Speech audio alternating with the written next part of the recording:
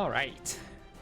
Since we are technically slightly late, let's just jump into the main thingy here. Welcome, ladies and gentlemen, and everything in between, to watching Bounty Hunters. 6 matchup of Guilty Gear FT7 action. As per usual, we've got our first players already raring to go. So guess we're not gonna hype up the rest of the cast. We'll get to the matchups as they come. We'll burn that bridge when we get to it. Yeah. But for the first matchup of the evening, we're gonna have Sierra Vice, GGST versus Anime Memes, It's gonna be Germany versus Russia. Interesting thing, I've been hearing about Sierra Vice's potential switch transition into Nagoriyuki. Yeah, I also heard about it. It's interesting in the sense that we really got so many people switching to Nagoriyuki as of recent. I think Sierra Vice is not the only one. We also got heyheylo, who's a very... Oh, Sierra deconfirmed this. Fake news. No? No. Damn. Have we been bamboozled? We have been bamboozled. Fake info. Cancel everything. I think there was a Twitch clip or something from you, and it was posted. It was something about Nago being so cool, and then it was posted to the Bounty Hunters Discord, and then someone was like, Sierra playing Nagoriyuki, I see, and I'm like, oh, cool. Oh, it was someone else? Okay. Damn. Alright. I just went with what everyone else said. Yeah. I mean, who digs up a source? It's much easier to parrot the information that you see online. Alright. Yeah. Sure. The players can indeed start when they are ready.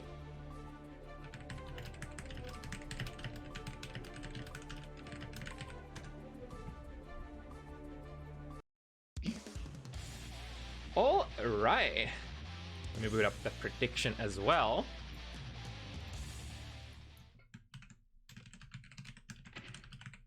Yeah, it would have sounded like really weird because Sierra Vice has been really into GGST for a long time. So. I mean, there's been a lot of people switching, and then Nago is also a big body, so it didn't seem too out of the realm of possibilities. Right? If the Potemkin players are super enthusiastic to, switching to Nagoriyuki, why not GGST players as well? Yeah. Either way, we are in the prime position. GGST win condition plays the corner. Oh yeah, I think that might be the nail in the coffin. Indeed. Coffin, I get it. GGST really is that one character who's like, when you get one touch in, you're so favored to win the round after that. Well, super important. On the other hand, like when you can get out of that close range situations against GGST, like that's you gotta praise the Lord or whatever entities of fighting games. Ooh, nice jab there. Oh, double side swap. That is the jump, heavy catching backdash, but Anime Meme still has a chance. Fires the low, yeah. In the same manner, you could say the same thing for Ino. Once Ino puts you down once, it's mix-up city. It just, the win comes in a little different form than with GGST. Like the drone. Drone has an insurance there, keeping Anime Memes tightly in the corner. Has to break the wall here without super. But luckily for Sierra Vice, only a little bit of health left, yeah. Bar slash, straight, air dash into it. It's gonna be the first round for Sierra Vice. Duel 1. Let's rock. Oh, nice, just runs up and punches, out of the projectiles. Yeah, I think that's a really big liability for Ino if you can't get to throw the fireball uncontested. Like, it has a lot of startup, and you know, traditionally when landing, you are in counter hit state, so if the opponent is vigilant. Oh, actually slides, showed the victory under 2p from Gold Lewis. A good old 6p. Gold Lewis still doesn't have the best 6p in the game, but I mean, it does the job. It is a 6p. Nice. The side plate? Is this looking kind of bad? Oh my goodness. No. Oh no. That behemoth hits so high! And so does this. This should break the wall and get the kill. Damn. So far, Anime Memes has gotten like, I think exactly one opportunity to run their pressure. Sierra Vice, once again, being the gamer that they are, they're just super deliberate and then, wow, perfect timing! That burst direction was very unfortunate. That is nutty! It's like getting a burst like that can also be a victory condition for Gold Lewis. Alright, finds the hit, has to spend 50 meter. But now Sierra Vice with a lot of meter here. Yeah, look at that wall! Even Gold Lewis gets to run under that, huh? Or was it? Yeah, there is no aerial HCL in this game. Wow, wait, was that a reversal command grab? I think it was. I mean, that works. Yeah. I think that thing is that a legitimate reversal? I think it is, right? I'm not sure though. I'm not sure either. Alright, Sierra finding a bit hit. Gets the super. Wow, that actually kills. Wait. That's so much damage. I thought I glanced at Ino's life bar. There was still like roughly half left, but I guess that's no problem for Gold Lewis. Again, the good RPS dashing through. 50% of your life gone.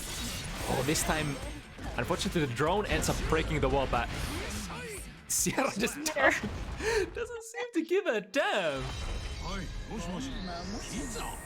This is going super fast. Yeah, Sierra just speed running this at this point. I think it's super important here. Anime Memes takes a short breather, takes a step back, and tries to sort of collect themselves. Sierra Vice has been getting, way too much value, getting to run their gameplay for much too free. Alright, at least the burst from Sierra is out of the equation, and Anime Memes pushing the Oki. This is exactly the kind of rounds. Oh, good read though. The 2Ps, if your 6P is not fast enough, in a lot of cases they aren't, because runs pressure so fast on you. Sometimes you might want to go to the 5P or 2P, and Sierra is so ready to interrupt with that or participate in that RPS. Ooh, good 6P. Here we go, catches the backdash, not the cleanest hit. Oh. Doesn't get anything. It's gonna be dangerous. Anime Meme still has that 50% loaded and ready to go. Oh, nice 2P. Yeah, look like Anime Memes might have been going for a grab there. Now switching the sides. Has to break the wall though, so Anime Memes is gonna have big advantage here. Get the throw. Nice. It's the gold burst. Oh no, he's gonna have to watch some mix-ups. I can understand it's like the Iron Cannon will come from behind, and you, if possible, you wouldn't want to block that because you're gonna have to block a couple of mix-ups after that. So Anime Memes chose to try to intercept and finish the round, but to no avail. Still has a good chance here. Finds the low. Here we go, back into the grinder, but again, the 2Ps, the anti-airs are there. He was so on point. Nice, where is he? Buying Anime Memes a little bit of breathing room. Ooh, the tricky, very slow air dash. Oh, is that a safe jump? Oh. Let's see. No. No, sir. Well, that was so far the best attempt from anime memes, but still not quite there. Yeah. It's I really feel like Sarah is super on point with those two pieces. yeah, especially the antis. If there is one thing you want to be super good against Ino in this matchup, it's gotta be interrupting the pressure, having the reads. Of course, you could argue that Ino can always, you know, frame trap those smashes, but by going for those really fast 2-piece, 5-piece, you force Ino to sort of rotate their pressure to something else that you can then in turn quotations abuse. Again, the dash under Chemical Love. Good 6P. Oh, is this gonna... Alright, just gets a mid-screen knockdown. Oh, wait a second. There. Oh, no. That was very interesting. It kind of looked like Cerevice was baiting that, but... And a nice read. Oh, but doesn't have Again? quite... And the speed. They didn't quite have the security level to take it with those miniguns, but... Alright, this time Chemical Love does actually something. Let's see if Sierra... Yeah, gets the nice vacuum from behind. And that's basically 2-touch once again.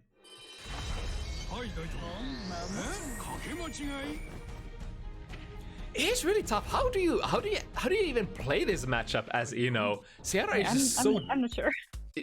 Sierra is just ridiculously daring, RPSing in all possible situations, and taking the burst at the start of the round as well. Wow, that's like so much damage. that is such a nice position when you can play ping pong with the opponent, and that's a kill. Yo, Sierra, Yeah. chill, my dude.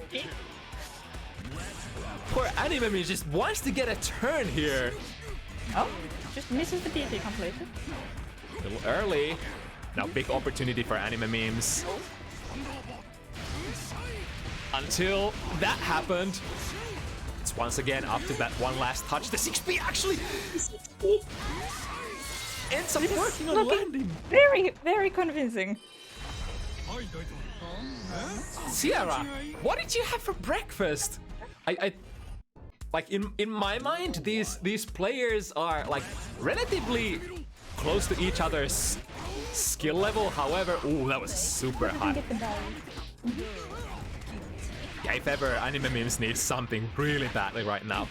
There we go, that jump in was tight enough. See, it's like Gotwiz has slightly slower 6P than the rest of the cast, I think. So Maybe, yeah. again, 6P not quite in time, but ensures Sierra Vice.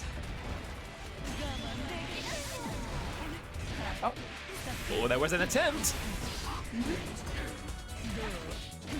Okay. That's the wall break. This could be for anime.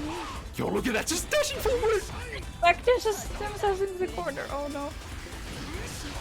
Oh, it's still hitbox. But anime is finally getting a decent read. Finally. We are alive. But at what cost? Anime memes will have to basically perform a miracle here. Not just getting a win here to make sure that the set continues, but after this, it's gonna be round after round that they're gonna take. Alright, choosing to play here still. I think going for a hero-ish, but oh my goodness. Oh! What's gonna... Oh! No! Okay. No, I wasn't hero what phrase. happened there, actually. Oh, Gets nice. the burst. And is that enough? Go, Luis. Oh, no. Oh, no. Oh, no. The classic, the back throw, the strive special, the one thing that you don't want to eat in the corner. And now after that round that was basically anime memes, they will have to collect themselves. Good back dashes, back and forth. Has to start hoping that Sierra will guess wrong on multiple occasions. Yes, Sierra does have quite a bit of meter here to play different options. Again, with a very daring dash forward, but this time anime memes choosing to meet them midway. There we go. All right. Officially not free, but it's a long rocky road, a very high climb from this point on. But I would say it is still doable. If anime memes somehow figured out something, it's like, it's sort of like figuring out small bits of information, like just getting like hang of their habits. How do they move at neutral, for instance? Because in the end, Ino will generally have the first say at neutral. Gets the cross up. Ooh, nice backdash. Damn, not enough frames for anime memes to set up the shop. So Sierra wiggles out of that setup and again threatening with the set point.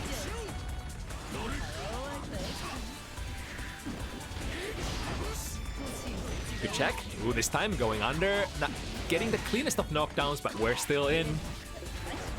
The pressure with DJ, you know, wow, again. How does he know? Sierra is just...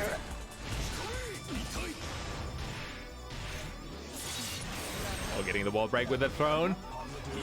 Now, anime memes theoretically has a lot of resources to spend, but doesn't get to spend them. Sierra Baez got Lewis with one of the fastest 7-1s that I've seen in my time casting so far. But then again, it's sort of expected from a hard-hitting character like Got Lewis against a pixie character like Ino. Yeah. If you have the reads on point, it can sometimes be like that. Whew, okay.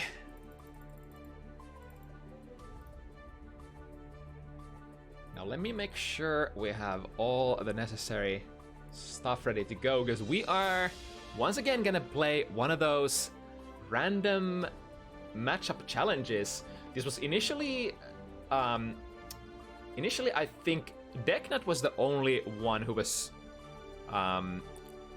scheduled to go random, but you know, Gamma was like last minute. I think we can make this more interesting, and instead of going Bridget, I'll go random as well. So it is gonna be a run back from a while ago. These guys have met here on Bounty Hunters on random characters before, and it was super tight. I think it was one of those last game, last match, last pixel kind of scenarios. So it is only fitting that they meet here once again.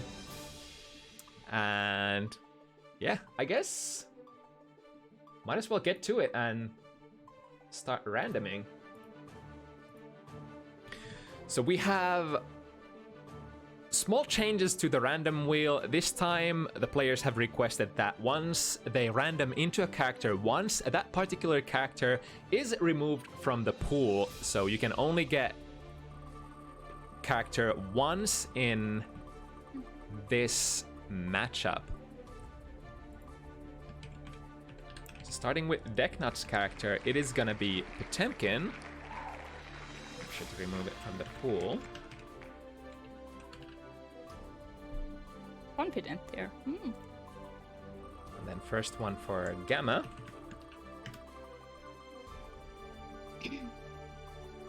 It is gonna be Amelia.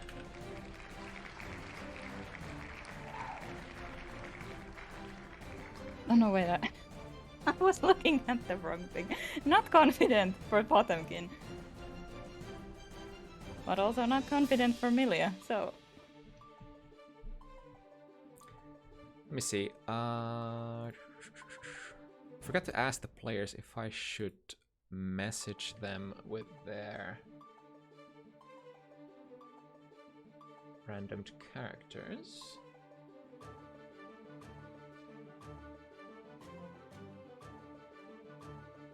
Dream matchup. So Gamma is in the chat.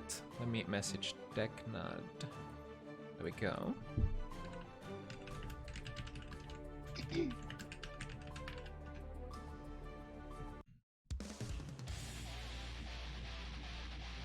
Oh, okay. I think Deknud has the chat open as well. All right. Duel 1.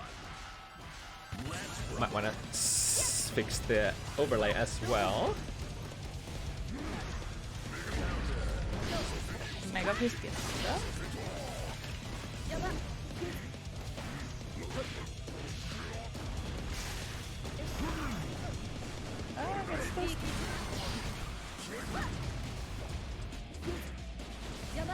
All right, so Potemkin versus Milia. This, if this, Afraid 7 3 matchup.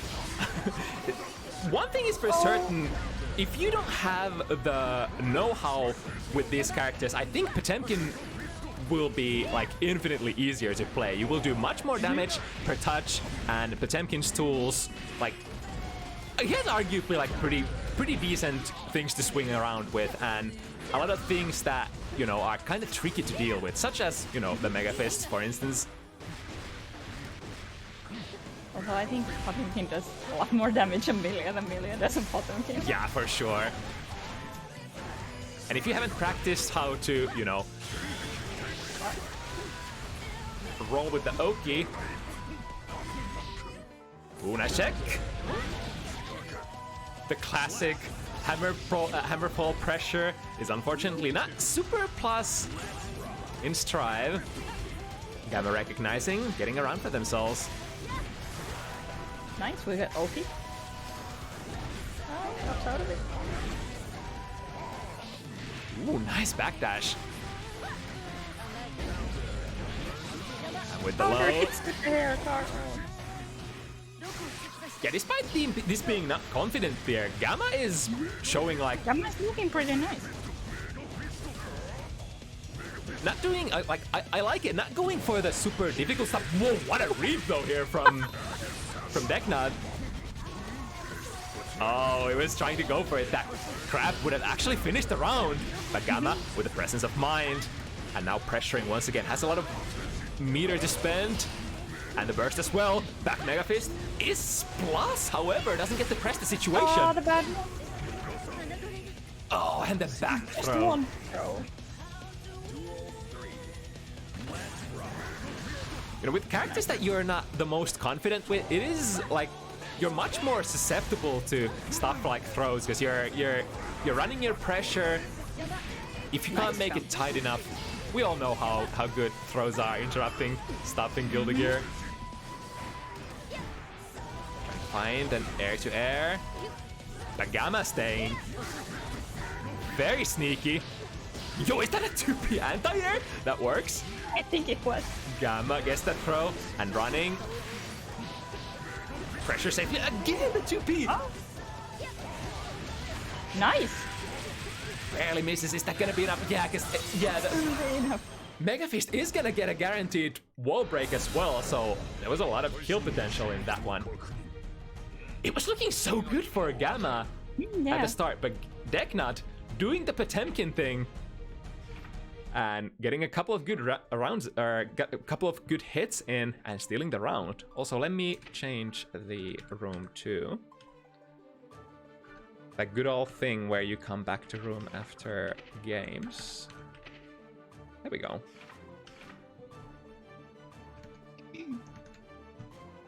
Alright, back to the randoms.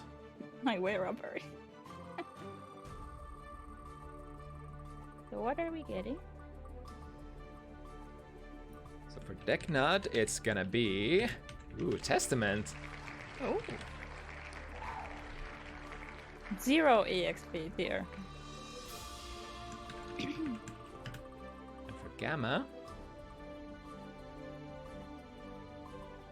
Ooh, gonna be Kai. Again in the not confident tier. So how is Testament, Kai, in your opinion?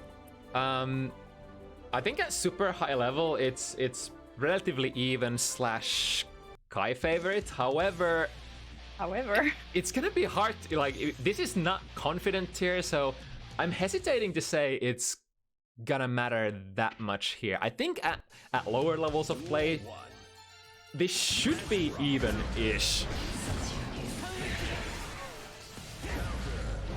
It's two characters that have, you know, kind of similar game plans. Both want to throw fireballs, control space, maybe double up once they have their, you know, their bonus condition fulfilled.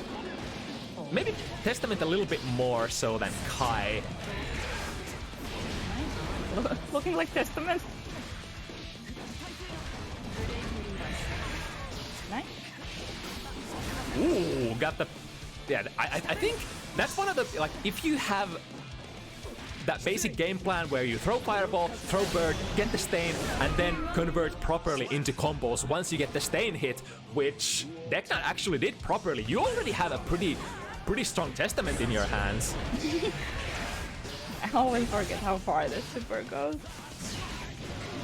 Ooh, I needed... Oh, a little too low. That was almost super pot combo. Oh, but here's the secret tool. The Stun Dipper. I think the thing that can swing this in Kai's favor is definitely Stun Dipper. A lot of your pressure strings that you usually want to do is actually interruptible with that Stun Dipper, but looks like it's probably not gonna end up mattering too much.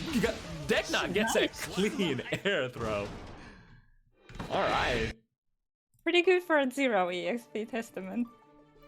That definitely didn't seem zero EXP. Then again, like, you can, if you watched like higher level Testament players play and imitate that, I guess like the layer 1 game plan doesn't take all that much, but nonetheless, that was pretty impressive. On to the next roll. Let me actually swip these around because the players are, I think Gamma is sitting on the player 1 seat, so let's random for Gamma first, so I don't end up mixing myself up.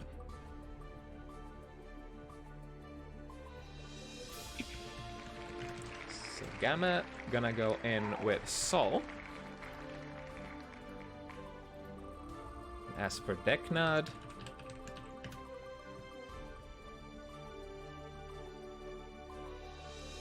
oh, is it gonna be Soul Mirror? Oh! Yes, indeed. So 2 basic souls.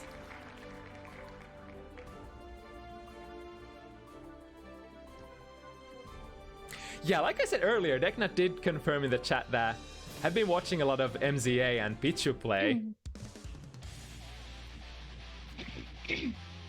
Alright, but time to release your primal rage to... Release the ape. Release the ape, indeed. Let's see who has the better stuff here. So, Deknud is the denim soul. I think, yeah. Nice read there. Oh. Yo, we got combos! Full counter hit. Yeah, I was properly chasing it. Not getting the combo, but getting the follow-up situation. These high-level players ready to convert it, even if they drop the combo opportunity. I gotta say, Deknud looking super clean today. Yeah, That's oh, it's probably wanted a close slash there. Yeah. And now Gammas. Well, that's just a dude. Wow! Deknud actually had the presence of mind to clash cancel that DP. Yeah. Oh, that's a nice anti-air. Whoa, that was a funky looking combo. Gets the hit and That gets was the pretty kill. funky. Gets the job done. Very convincing. That was super convincing. I gotta say, that was a confirm that I might have not confirmed myself if I was playing Sol like half a year ago. So, damn, good on Deknud. Deknud looking so clean today. Okay, next random. First for Gamma. Mine is slurping.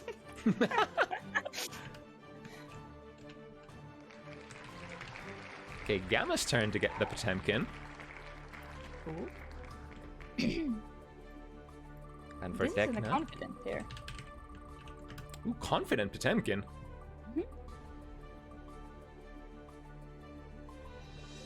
For Deknud is gonna be the Kai. Strong Kai versus confident Potemkin.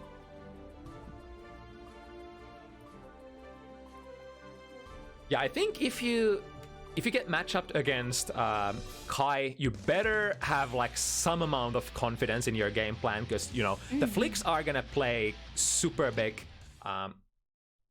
role in this one. Yeah, definitely.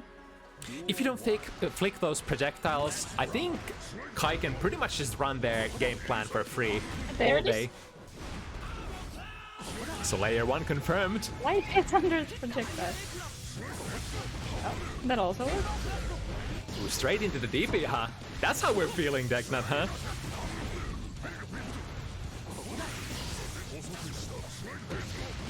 It's a slide here. Another opportunity to mix up a good mash from Deknud.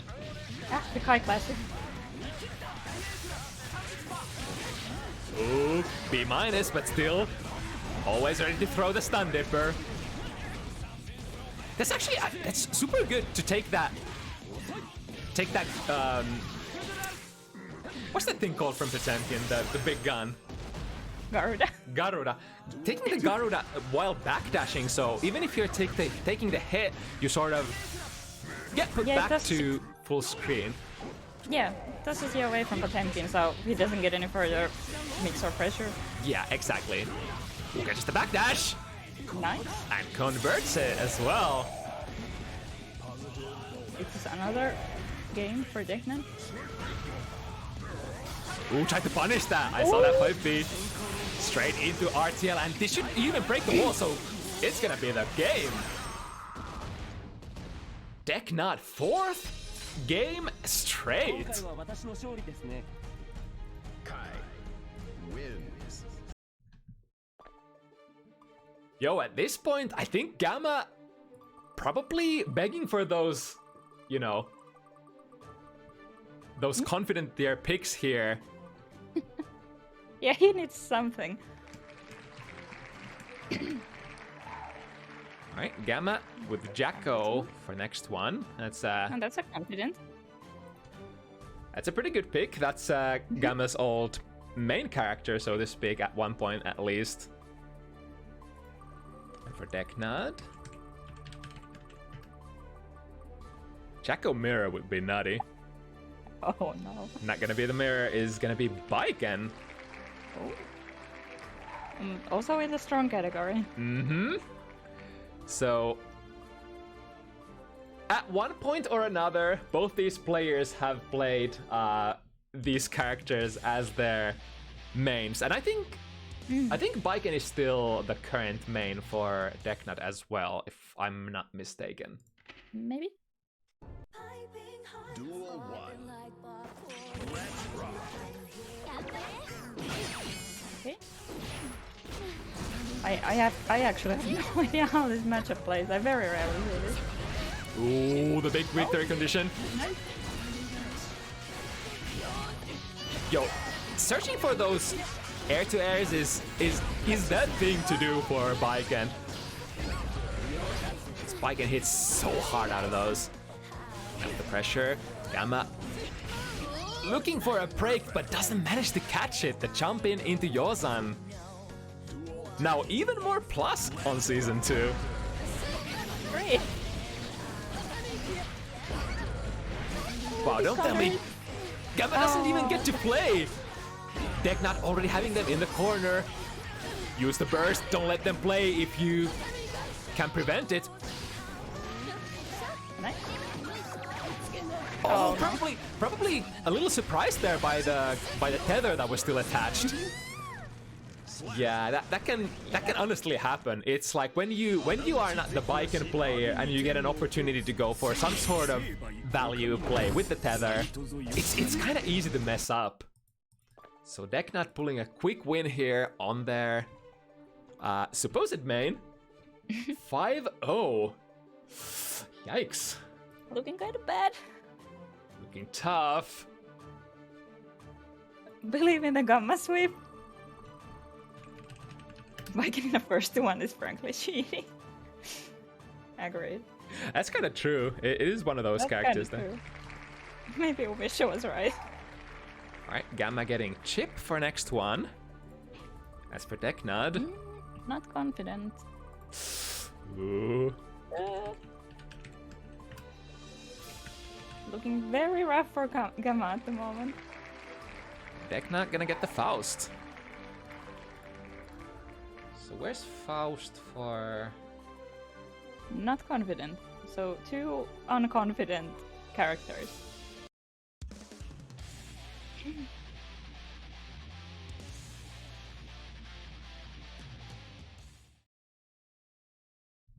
All right, but even if they're not confident, this is kind of starting to be the do or die part of the set. Deknud with nice. such a massive lead that Gamma needs something here. Ooh, unfortunate. Hitting. Toss to the corner. And the command grab. He's up the horn as well. Ooh, nice, he stand up to actually block that 6 heavy. Ooh. I guess the DP. Alright, that's a good start. Baiting the Nice super as pulse. well. I wonder if that was a miss input. That was a very daring dash up super. Maybe. We may never know. It's one of those cases. Ooh, Nice I'll step. throw from a little too far away. Oh wow, it's actually Deknud who's getting the throw. Ooh. The TP was so nice, but gets nothing from it, unfortunately. Oh no! Oh! Oh my goodness! Oh! Gamma still in this. Plus frames. Ah! Wow, that was a lot of spaghetti from both players on the floor. But again, Deknud getting the last laugh. Gamma keeps TPing those 6 heavies. I think that's not a bad play per se. If you have a 6-speed that you can react with, actually no, 6-speed will not do it against 6 heavy. So if those are indeed DPs on reaction, that is actually pretty good for Gamma. Oh, gets a clean hit. Oh, that's so much damage. Oh, it's the 6 heavy this time though. Oh, but not the clean hit. Timing a little off. Oh. Baiting the 6-speed and getting out of the corner. Nice jab. jab, but do not do this. Oh no, the Oh, mini no. guys coming from below and stopping Gamma's pressure altogether. That's such a Faust way to win the round. Oh boy, Deknud boy. 7-0. Deknud getting away with murder. I mean, a lot of the rounds have been very close, so... Is this one of those situations where you have 7-0, but you can tell the tournament It was organizer close. that it was close? Yeah, I was going for that. Oh, just at the edge. Go, Lewis. Confident. This was for... I yeah, think this I was- remember playing against Gamma's Cold Lewis a couple of times. Yeah, so this should be pretty good. As long as Deknud doesn't get one of their god tier picks here. Ooh, Jacko. Oh no. It's looking very scary. So Jacko for Deknud is, of course, in... You guessed it, the strong tier. But hey, that's sort of name of the game. The RNG is what you gotta pray for in the random character challenge. And now, Gamma facing overwhelming odds against another one of Deknud's ridiculously strong characters. And I would say this matchup definitely does not favor Gamma and Gold Lewis either.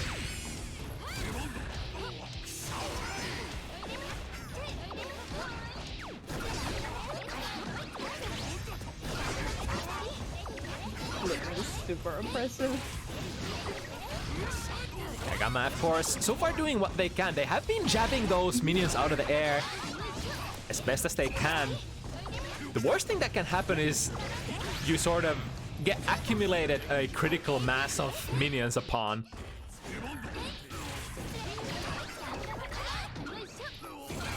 And even though Gamma with very little health to spare here, it's only one chance, one touch is all it takes. But Deknud... Apparently 7-3 matchup for Jacko. Yeah, Deknud already knows how this matchup works. Yeah. Just staying full screen, finding openings to throw more minions, trying to avoid Gamma being able to delete them. Technically, like Deknud never has to engage. Oh, there's the burst. Nice burst. But what now? Yeah, you still have to go back to playing the same game as before. And like a single minion hit is it was still active! Chance! Big chance! Gold first though. The drone is out. Oh the drone gets deleted by the minions! No! Jacko! OP! Gamma in a pinch! Oh, no. Trying to punch the minions out of the way, but to no avail. Deknud has completely swept this random character challenge. A completely turnaround from the last time. It was 6-7. It was super tight. I guess Yeah. it's just that if you roll bad characters, then nothing you can do. Right, and I think it wasn't that, you know, Gamma rolled into bad characters too much either. Like a lot of the matchups were like equal tiers in the not confident and whatnot, but you know, it snowballs very easily. And you gotta acclimate to the situation really fast because you don't get to keep your character. The matchup is gonna change every single time. And this time, Deknud showing that they are they are quotation smurfing. They are the master of the random this time around. So we got SteakSchaf. SteakSchaf? How you pronounce Yeah, these are two players Are that these both new? I yeah, don't think I've seen either play before. yeah, neither has shown their face on screen here on Bounty Hunters before, so debut match for both.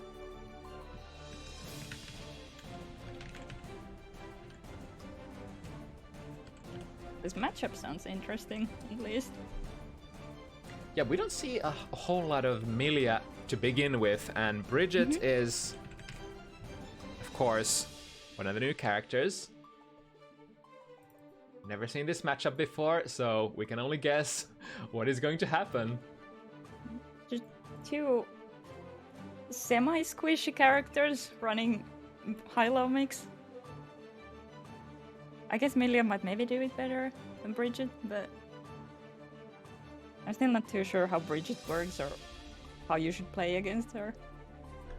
Yeah, mobility is definitely something that should be good against Bridget. However, it's like Milia loves to be airborne quite a bit. But the thing here is, I think Bridget is sort of that kind of character that Baiken is as well. If you get your opponent, like if your opponent goes airborne, you just love that because Bridget loves the air-to-air counter hit conversions. I think some of the biggest hitting Bridget combos actually start air-to-air. That jump slash, you get one of those, it's almost full screen corner carry without meter, 50 health, and God knows how much that is gonna do on Milia's life.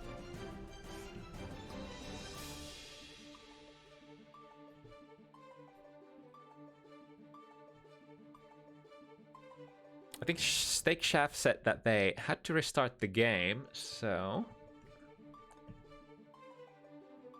I'm gonna be waiting for just a moment.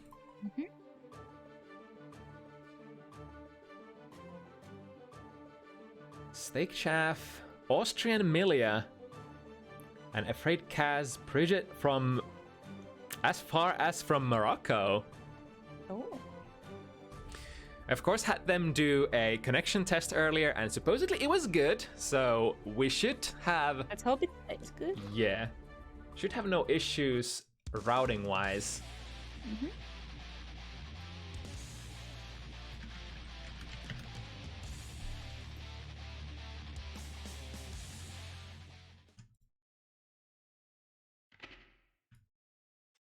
Alright, show me the matchup that we've never seen before.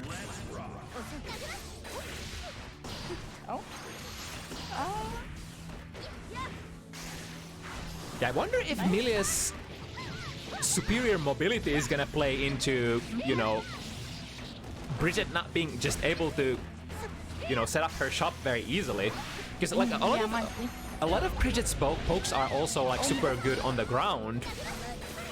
But what if your opponent doesn't go grounded? Oh, it's gonna track? Yeah, that... Oh yeah, it tracks. I always forget that it tracks. But the throw. That's one thing that is going for that super. It is not very damaging whatsoever. But it will basically, I think it can't ever miss, so that's cool. Oh, there's the jump slash that we were talking about. Doesn't quite get converted. Oh, another one. Oh, that was... Has actually hit Steak out of the capo. Nice, finds the DP. And switches sides, very nice. Even if they don't manage to... Oh, but the back throw. Time for me. Alright, choosing to take the wall break without the super here. Both players accumulating. Oh! Oh, another big opportunity. Oh,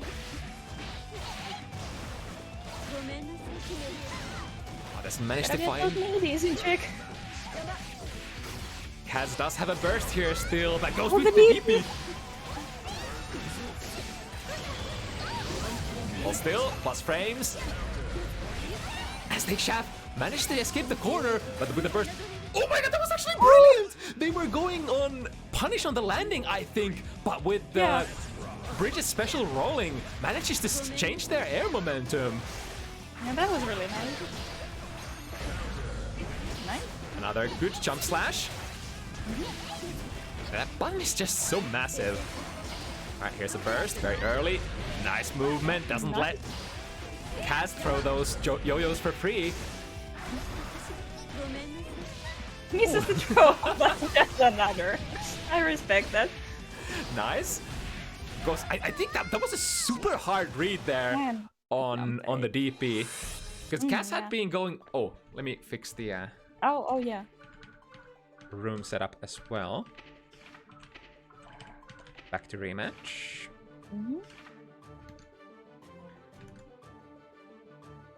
And that was SteakSchaf who took it, right? Yeah. Afraid Kaz had, you know, shown that DP so many times already that I think SteakSchaf just said that, all right, I know you're gonna try to DP, let me make sure that DP is gonna whiff, and they went for like a double jump setup on the disc. Jump heavy, hitting from behind. It's looking like a very bouncy matchup with how much both of them want to be in the air. Yeah, for sure. Welcome to the bouncy castle. I think it's like Bridget probably goes airborne just out of necessity here because like you can't use those like /5 heavies. They're just gonna swing and swing and miss, and those heavy buttons have a lot of recovery as well. I wouldn't be surprised if this is a little tough matchup even for Bridget. Oh yeah, definitely. Yeah, that's a punish.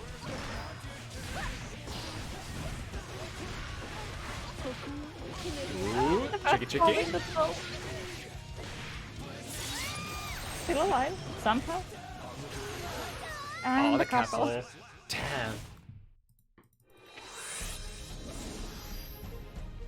If it's just raw rewards, I think Bridget definitely has the advantage in terms of the damage that you can do from the air, but the consistency-wise, Milia just has so many tools. Like Kapl is only the tip of the iceberg. You have, of course, your double air dash, good buttons, massive good buttons. Oh, the jump was nice, but terrible. I think Super would have killed there, but oh, never mind. We do it now. Yeah, because I think SteakSchaf didn't commit to a button there, so they could just buffer that super during Afraid Kaz's super flash. Very nice. Ooh, missing another air throw. It was close though. Nice. Choosing to burn it here. Afraid Kaz doesn't have a burst to speak of yet. Gonna have it soon. Oh no. Oh yeah, makes the burst save. Or sorry, DP save. Oh, that's a big hit, yeah. Close slash in the air. One of the classics that Milia players just love to hit. And a third one for SteakSchaf. Duel 1. Let's rock. Kaz needs to find something to get the party going. Right, here's definitely something. And there was something. Nice. Ooh, there we go. Gets the coordinate for it. Oh, actually hits. Nice. Oh, Good no jump on the punish, command though. crab. I think so. In terms of punishing that command crab super from Bridget recovers surprisingly fast. I think okay. out of every game that I've played against Bridget, I've never been able to punish it myself. I think it is possible, but it is just like it is ridiculously tight. Oh, it's charged just. 5D max, hello! Big damage coming in! One unfortunate miss there on the meaty. But speaking of missed meaties, Guilty Gear Classic here, ladies and gentlemen.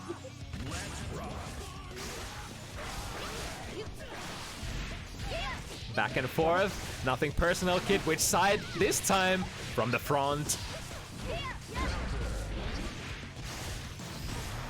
Nice. Blocks the bad one.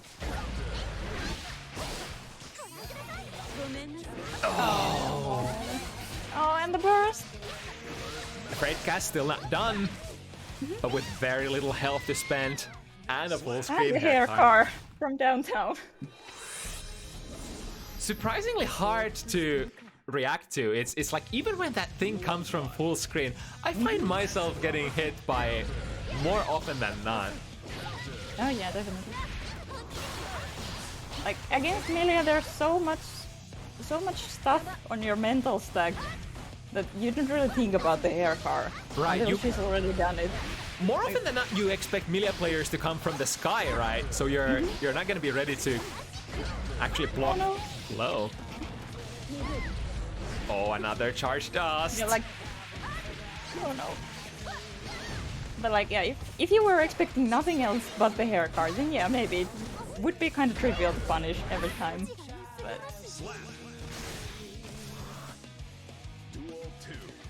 Another command crab miss. I think SteakSchaf's way of defending might be very jump oriented, which is I say that as Afraid Kaz actually manages to land Hater it. turret.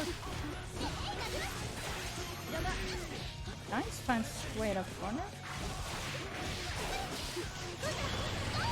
Ooh, that's gonna check. It's with Roger. Oh, the Ooh, jump. there we go. The way that Afraid Kaz has been using the Roger super is actually not too bad. It's like as soon as they see SteakSchaf kind of evade their initial setup, they go straight into the Roger, and if SteakSchaf is doing anything at all, they're gonna get hit. Especially since you can't block during the early portion of your air dashes, let alone capples. Oh. Oh, those...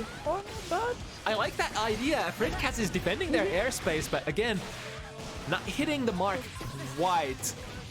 Another missed meaty. So much value lost from those meaties for Afraid Kaz.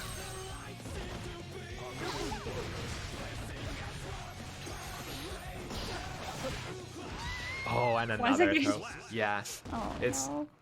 I think from SteakSchaf's point of view, if the throws keep working, there's really no shame in doing those.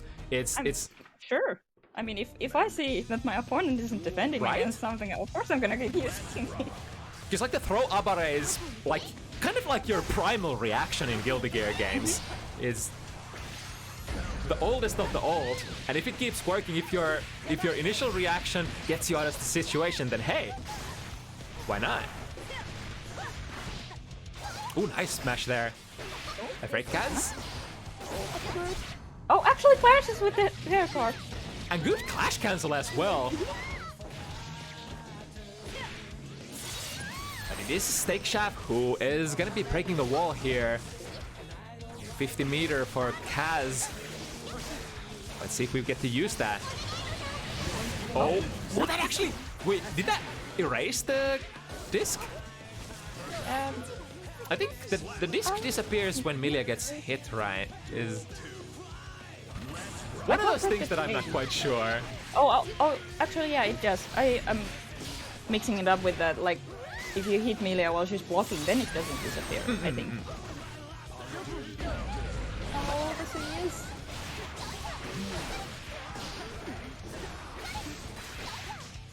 Nice, this time the air-to-air works, but doesn't manage to convert it. Wake up throw. SteakSchaf looking to run a train again. Evades the DP. Oh no, lands into the hair card. That's so unfortunate. Yeah. Using the button in the Looking air. like another sweep. Is this the theme of today? Curse event where we Cursed only go event. 7 zeros or 7 1s.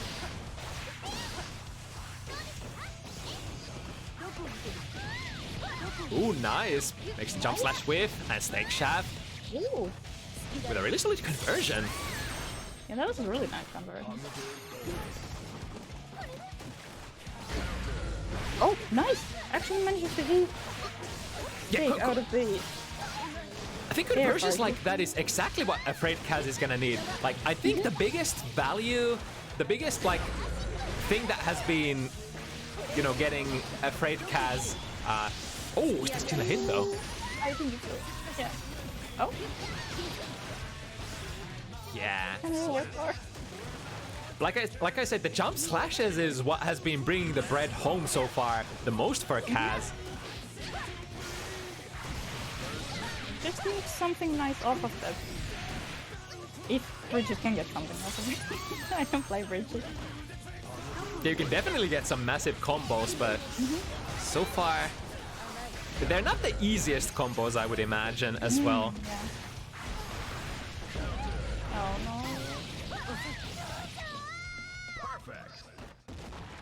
I think that was it. That's it. It was another That was fast very fast. 7-0.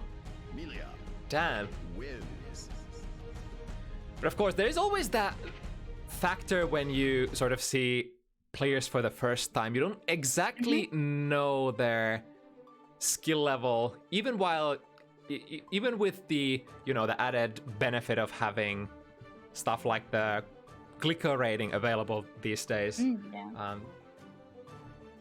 The first matches, the debut matches, are always to some extent calibration matches.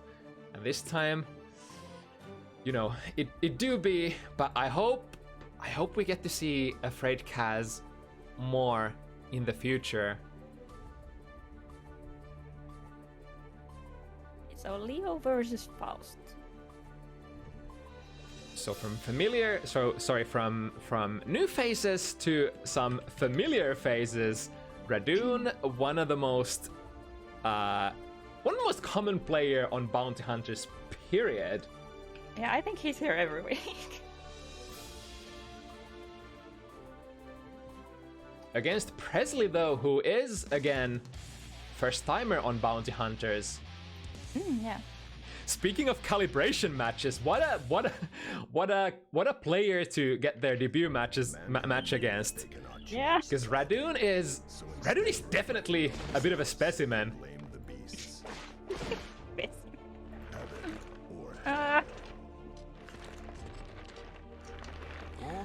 Radune is super dangerous, especially if you're not ready to, you know, match their pace. Plays very aggressively, plays very, I would say, high risk, high reward, very flashy. Yeah. Like that. Yeah, that says it all. First game, round start, we DP.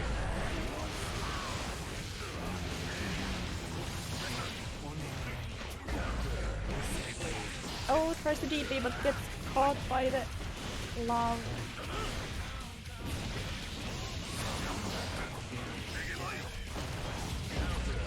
Oh!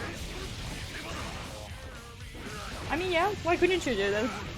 I just don't think I've ever seen the situation happen. If anything, I thought that Radune is gonna get clipped by the wave. Ooh, nice interruption. Keeps it relatively safe by holding back on that mix. Nice throw. He's gonna need one more good hit. The meteors are coming! Oh!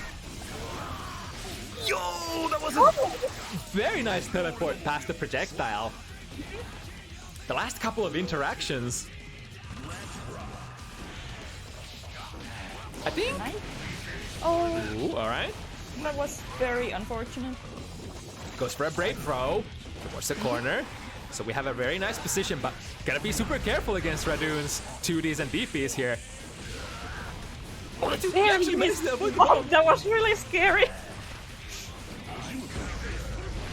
Yo, sees the opportunity to DP and goes for it. Here comes the side switches.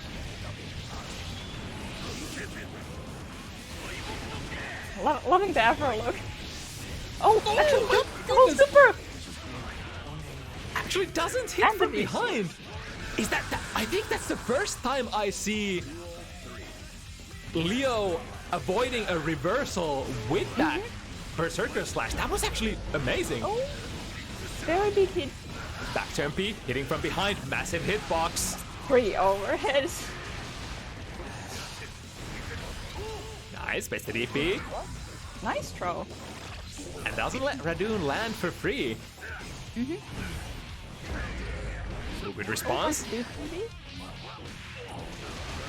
Has managed to convert the 5-piece.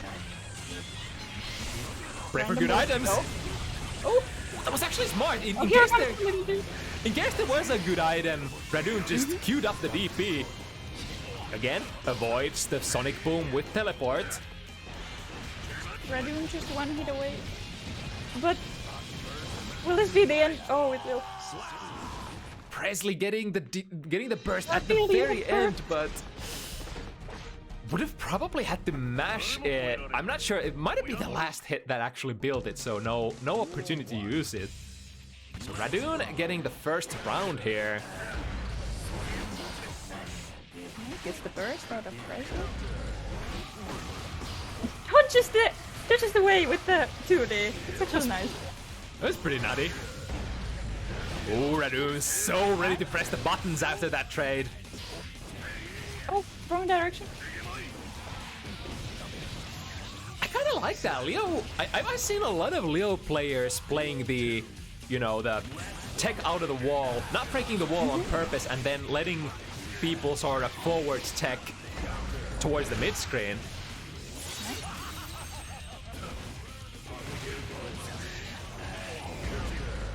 Oh, good 6p. Here we go. Oh, wow. Nice good throw on the Berserker Slash. I actually like this. So it would have been a very massive thing if Radune actually chose to burst that. So even though they were holding a burst, that was a really nice meter burn from Prezli, I want to say. Yo, that jump hit actually hits. And he killed. Oh, that was super nutty. Radune finding some really sick hits there. Leo's jump heavy just keeps on surprising me. It seems to hit so far. Meteor's coming. Oh, meteors. Nice. Radune holding the burst this time. Nice, chooses to not take the wall break and presses the Oki instead. Oh, gets pro. Gets burst out of prezli. Oh no, the hammer. Still active. One more touch. Jumping will do it. Bonk.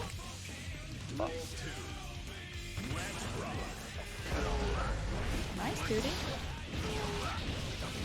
Overhead. You're not gonna react to those. Just get a guess. 5 heavy counter hit goes into the fishing pole. God, that's just so much damage.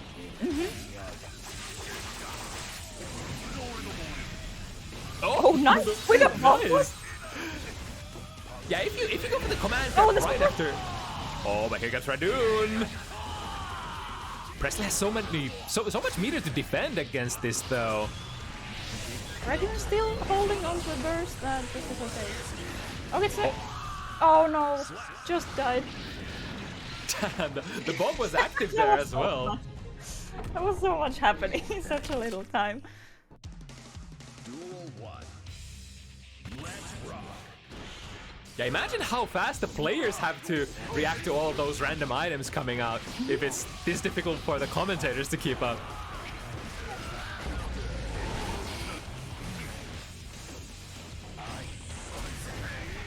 Oh wow, I think Radune actually dodged the bomb back with a parry stance there. Alright, jump 2k into full screen conversion, or rather mid-screen conversion. It's out of the ball. Ooh. I'm not sure if the meteors did not track Radune there, but maybe the back turn D actually made him invulnerable. Very nice play nonetheless. Jump D. I thought that he just dodged all of them. Oh, the DP. Gets set up. Oh, Oh, Presley's no. ready though. With side from the front. And Presley needs only one hit. Oh! Oh no. Is there time? No! They The downside of the fishing pole, it actually does not completely hit full screen. And that reversal super from Leo is moving Leo forward. Another good back throw here.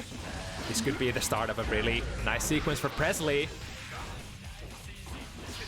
Oh, gets off the wall. Uh-oh. This is scary. That mistake might have cost very dearly.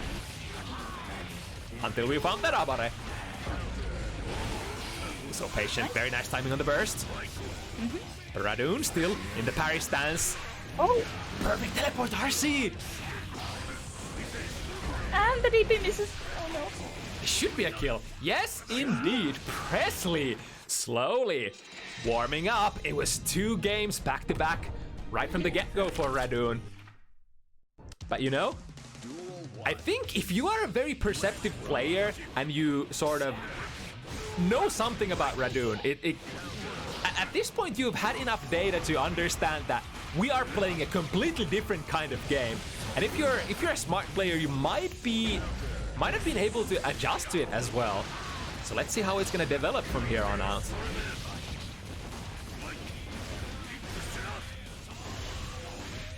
Oh, that's a commander. First one of the set.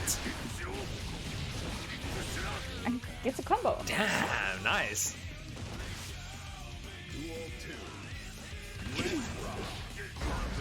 Nice. Good items on the board. Was very safe there. Oh, but Radune, of He course. keeps this on the board. Here comes the little dude. Oh, what the? He parried! But did he parry the little guy? That was so insane. so big. That was unblockable. I think I've seen Twitter clips of that before, but Radune actually pulling it off in a real match. Nice.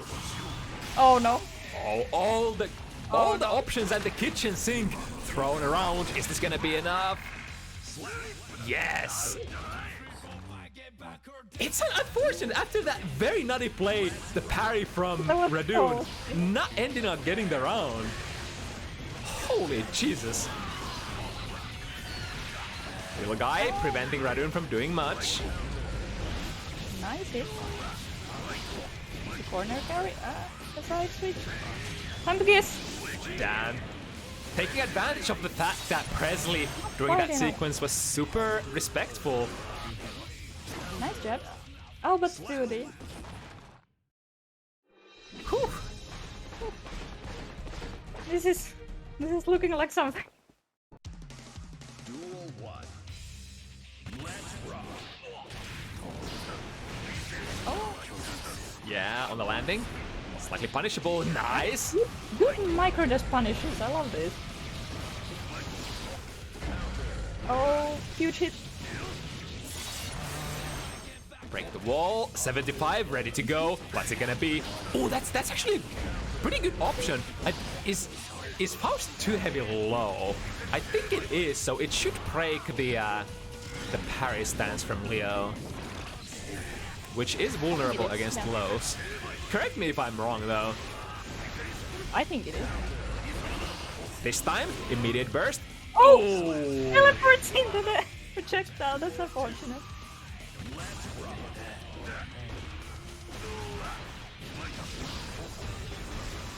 We go in jungle. Are you ready for this?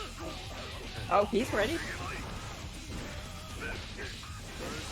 Oh, but the 5Ps, unless converted, they're not gonna do much. Prezli finally managing to get some clarity of the situation, but Radune doesn't give him time to think. Dash Actually, in super. Oh my god, if that is not the most Radune thing I've seen.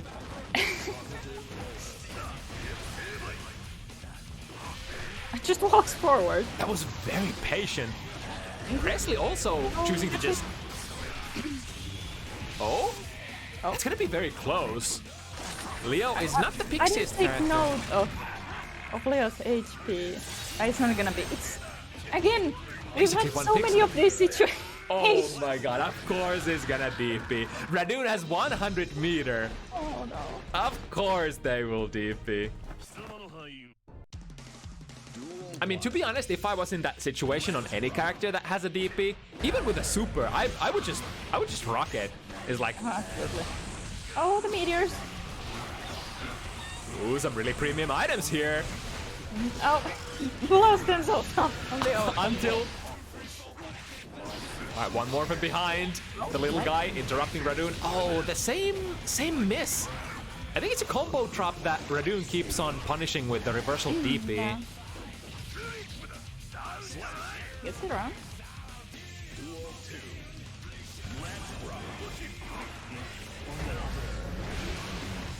Ooh, nice. Manages to push Radune back, denying them the horn. Let's see. Immediate burst once again. Radune. Oh, the horde. Little guy just silling here. Nice. Looking good for Prezli. Oh no, but no punish on 2D. Oh no. Spends the burst. Right, RC, this should be the kill, right? If they don't Yep. drop. Yes, indeed. Alright, Prezli certainly has the ability to hit the big combos, make it count when it does. Wait. Make it count when it counts. That sounds... Either way. Yeah. Hey, Manor just will burn that bridge when we get to it. Alright. So Radune... Yeah, that's gotta hit low. That seems... Because Radune keeps holding the parry stance and the 2 he breaks it. Yeah, don't come any closer. But break the wall as well. Ooh, nice. Just ready for that whiff 2D. Oh. Bomb danger. Just barely out of it. Oh. Yeah, gotta be careful. The meteors were queued up. As it has progressed, Prezli has been throwing those items at really opportune times as well. It is really the Faust special. And I mean, when you throw a lot of items, eventually you're gonna throw a good item at a good moment. That's just the undeniable fact. Here comes another hammer. Oh, that was smart from Radune. Oh, but again, no, it keeps dropping. That's so unfortunate. the same one plaguing Prezli over and over again. Let's see. Oh, they're gonna. Oh, good adjustment. That should be the kill. Prezli, despite missing that reversal super, sees the opportunity to RC and bring it 4 each. That was actually a series of pretty brilliant plays from both players. Yeah, this is looking really even. Nice, into the horde! Yo! Yo! Conversion? Oh, doesn't quite get the combo into the end. Yeah, I think That's a lot of though. a lot of Faust items have, you know, massive amount of proration. So, oh, finds the low. Radune looking for one more hit potentially. Jump D connects, but still in the danger zone. Radune after the block string, just ready to go. Full throttle. Forward dash 2D, the Radune special. Leo in season 2 can just covers like surprisingly big amount of distance with that dash momentum 2D. It's like it hits from basically half screen. Oh, here comes. Here comes the nice boy. escape. Oh. Using Berserker Slash to avoid the bomb again. Oh, Nice. Jumps less hits and converts as well. Sort of forcing the burst out of Prezli here. Radune has so much meter. Oh my god. If there's one player that I'm really scared of okiing against when they have 100, it's gotta be Radune. It's gotta be ready. And he gets it out. NKellyy pointed out that the combo that keeps dropping, it might be because it doesn't work on heavyweights, maybe. Oh. Because Leo is a heavyweight. Damn, that sucks. Yo, your character has character-specific combos? Sucks for you. Of course, that's like... Dude, oh no. Any good items? The Decent horn, ones. Afro. Oh, here comes the critical mass, though. Oh no! Close themselves up! Here comes Radune. Oh, nice. And still wearing the afro, so 6Ps are not gonna be as effective. Nice. Dodges the horse with the throw. Nice. God, it's so scary when you get knocked down full screen and you finally start throwing a lot of items as Faust. If you throw like one of those items like meteors, hammers, the 10-ton thingy, basically things that prevent the opponent from approaching for a couple of seconds, you get to just throw another one right away. Oh no, this Right. should be fun. Oh, but nice. Parries it! Nice. Radune might have been worried about the burst there, but Prezli completely okay taking the L here on the second round because they were sitting on a 1 round lead. And that close slash has to be bursted though. Ooh, scoring a close slash of their own. Bounce and bounce. Well, that was basically a 50 health conversion, but Radune at the end of the combo did get a donut, so recovering a little bit of that life. Shouldn't Nice. be feeding wild animals. Yeah, I know, right? Okay. Jump in time. Prezli Oh. being patient Moment of enough. silence. Into the throw. So much meter for both of these players. Nice! Lands the close slash on landing! This will be full Just screen looking corner scared. turn. Oh, but stop. That might have actually been a burst bait against Radune's burst. Oh yeah, cool. Smart, backing off to get the horn. Oh, but the horn! What happened there? Horn messed up Radune's throw, I think.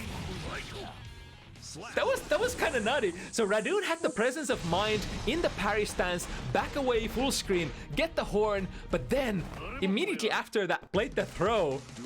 And Prezli was actually getting hit by the horn minions. And never a dull moment when one of the characters is Faust. Never a dull moment when one of the players is ready. That as well.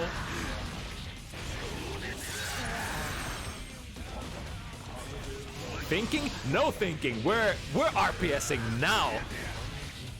Oh, the He isn't classic. gonna get us anywhere.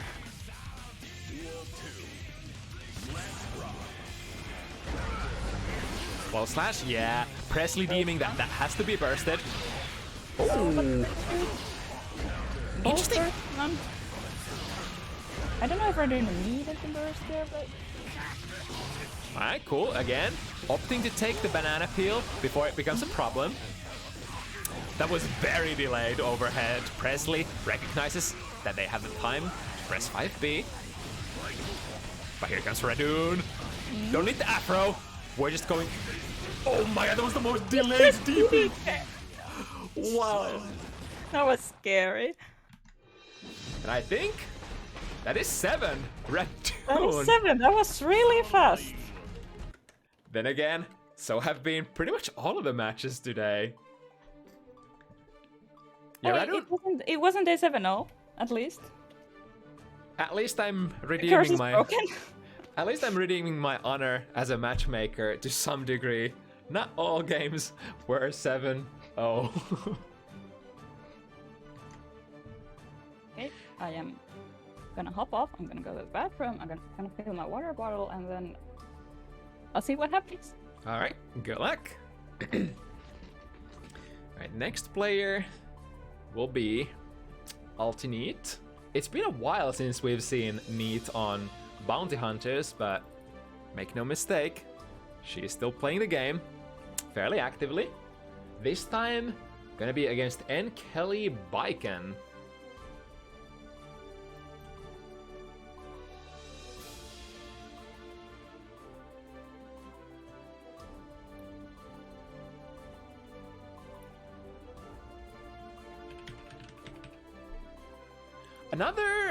Another pair that I'm surprised that hasn't met before on Bounty Hunters.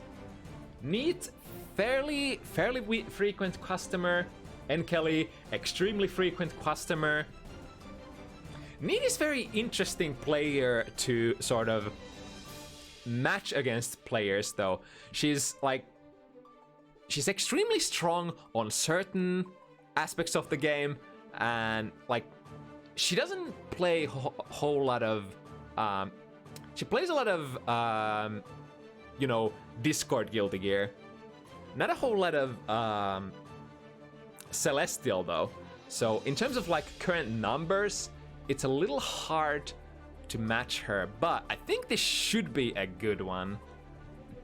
Of course, I heard NKellyy letting out a small shriek of agony when they saw that they are indeed gonna be playing against a Nagoriyuki today.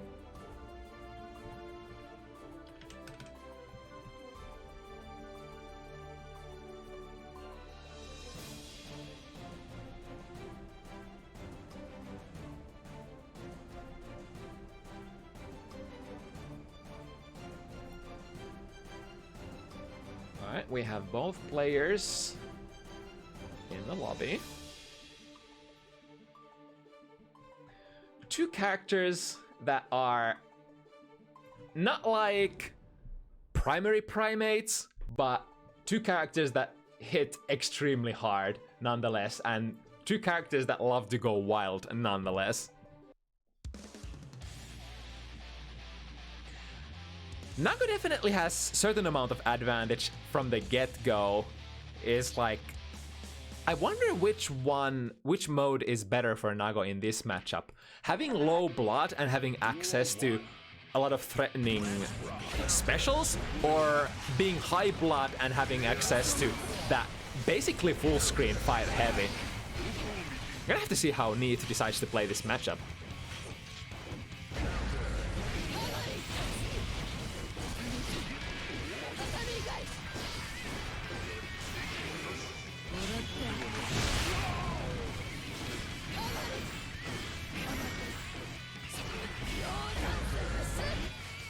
Alright, working with the corner. Very nice XP and the conversion from Neat. Side switch. Is that gonna be a pop? Oh. Oh, it doesn't even get a blood pop on block. You know, that's the price you pay for being daring as Nagoriyuki. That is the classic disadvantage of Nagoriyuki. When you get close to that high blood, it's often do or die. Sometimes you gotta take the risk. You gotta risk it for the biscuit. Might go over the edge, but you know, in a lot of cases you can force your opponent into very uncomfortable situations where they have to guess big time. Speaking of big things, here's a combo. Okay, the gun on the ground, plus frames. NKellyy using pretty much all of their resources and then some to keep running the pressure. But now, this is high blood Nagoriyuki, 5 heavy. A big over half screen poke. NKellyy finding their way past it and hits it. First one. NKellyy Biken from Austria.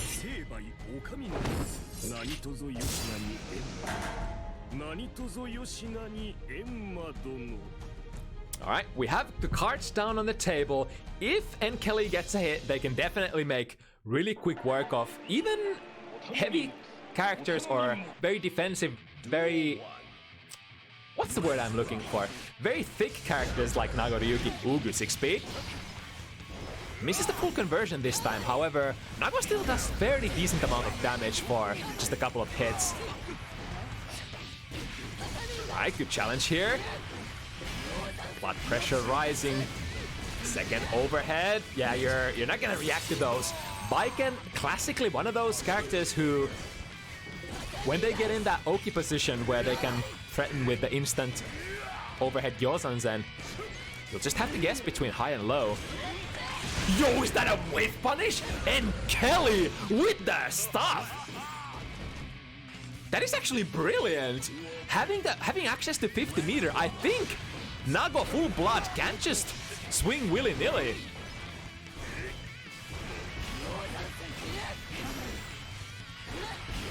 Alright, with the threat of the heavy Kabari follow-up.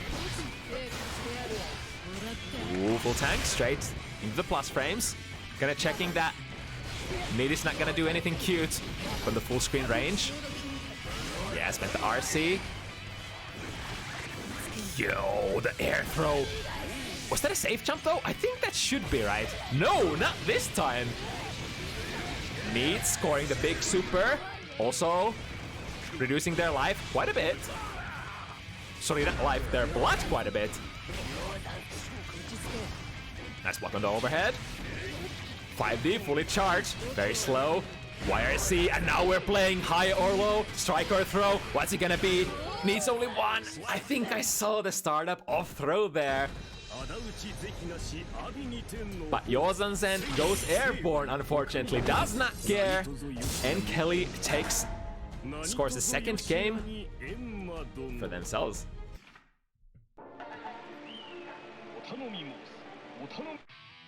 Duel 1. Let's rock.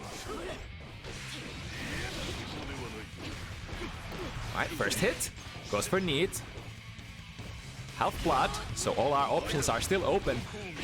NKellyy scores a jumping hit from a very high angle, allowing ULTINEET to go for the throw. Getting very conscious of the burst. Yeah, at this point, probably not gonna burst anymore. Ooh, no punish though.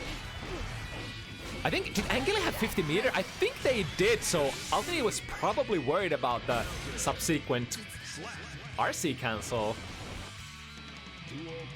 Finds a clean super, ends the round. ULTINEET finally getting some wind under her cells.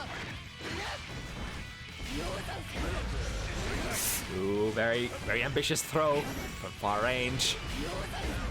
NKellyy finding a really nice air dash. I mean, those Nago grounded pokes, 5 heavies, far slashes, they reach very far away, but they're, in certain ways, they can be kind of like fireballs. If your opponent reads that you are going for one and queues up their air dash, they're gonna go over and potentially get a punish on you as well. Oh my goodness. Beyblade from downtown. Here we go. Has a lot of blood to spend. OPG 5-6 heavy. Oh. NKellyy again with the whip punish. It doesn't do a whole lot of damage though. It's more for the, I guess, utility and knocking them down. But I think you will happily pay that 50-meter price if you get the opportunity, especially against Nago with that high blood. It's hard to get in on Nago otherwise without taking like a huge risk with an instant air dash or something like that. Ooh, nice whiff punish using Kabari.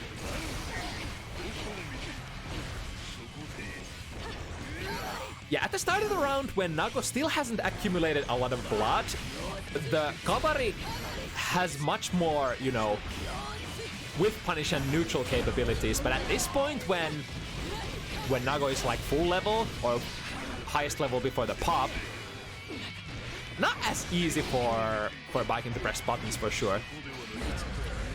Ooh, nice jump out. And still, the tether's still attached.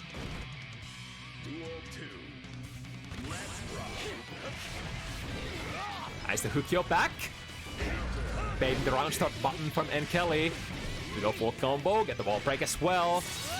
And the meter will start coming in, and ULTINEET with a lot of resources here to use. This is Nago at their most explosive. Here we go. ULTINEET once again being extremely respectful. Knows that NKellyy loves to queue up those gun supers. Oh, going a little too close to the sun. Here comes the overhead from behind. Good burst from NEET. 5B on reaction. NKellyy choosing to go for an empty jump though. Oh, here we go. Which side? It's from the back, and that should be the kill unless we drop. Big mistake from NKellyy is... Oh, she's gonna flop, but this will be easily punished, right? Yeah. I'm actually surprised NKellyy chose to go for a super slow, too heavy as a punish. That is, I think that is way too slow to punish, but since NEET had already queued up too heavy, it kind of ended up working out. Interesting RPS there. I think for the close range blood rage pop, I can't remember how minus it is exactly, but should be, nowadays should be able to punish it like pretty comfortably with any like close range button. Nice check there, 5B, leading into a little bit of a combo and getting the instant overhead as well. Tether attached. This can be a double-edged sword for Baiken. If you attach the S tether, I mean, it is plus on clock, but if the opponent managed to wiggle out of it and get a hit of their own, they have a really explosive opportunity to go for a custom tether combo themselves. Speaking of explosive combos, NKellyy turning it up. The blood. Oh, I think she's gonna pop right. Did she notice? No! NKellyy didn't look at the blood, and NEET getting huge value out of that blood rage. Oh, but the clone does not erase the super projectile. I think that's actually first time I see that interaction. That's good to know. I wouldn't have been surprised if Nago's clone actually blocks it, but that makes the most sense, of course.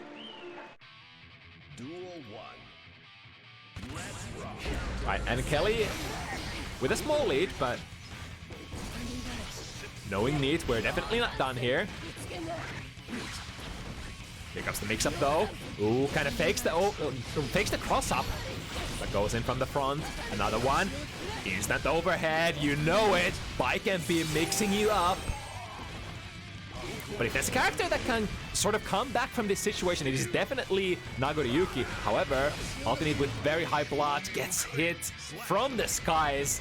Again, NKellyy willing to go for those risky air dashes.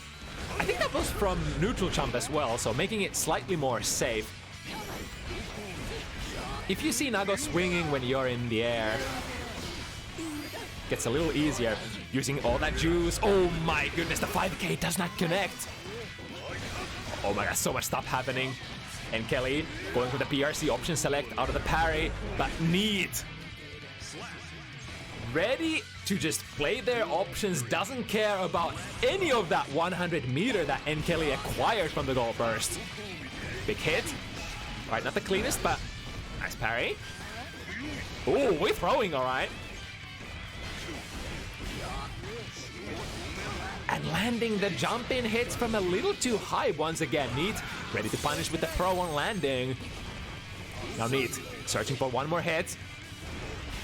Doing the back kyuukei, checking if something is with punishable, deeming it was not. Oh my goodness, the wild dash forward, gold burst. Double or nothing. NKellyy ends up whiffing. And ULTINEET ready to punish.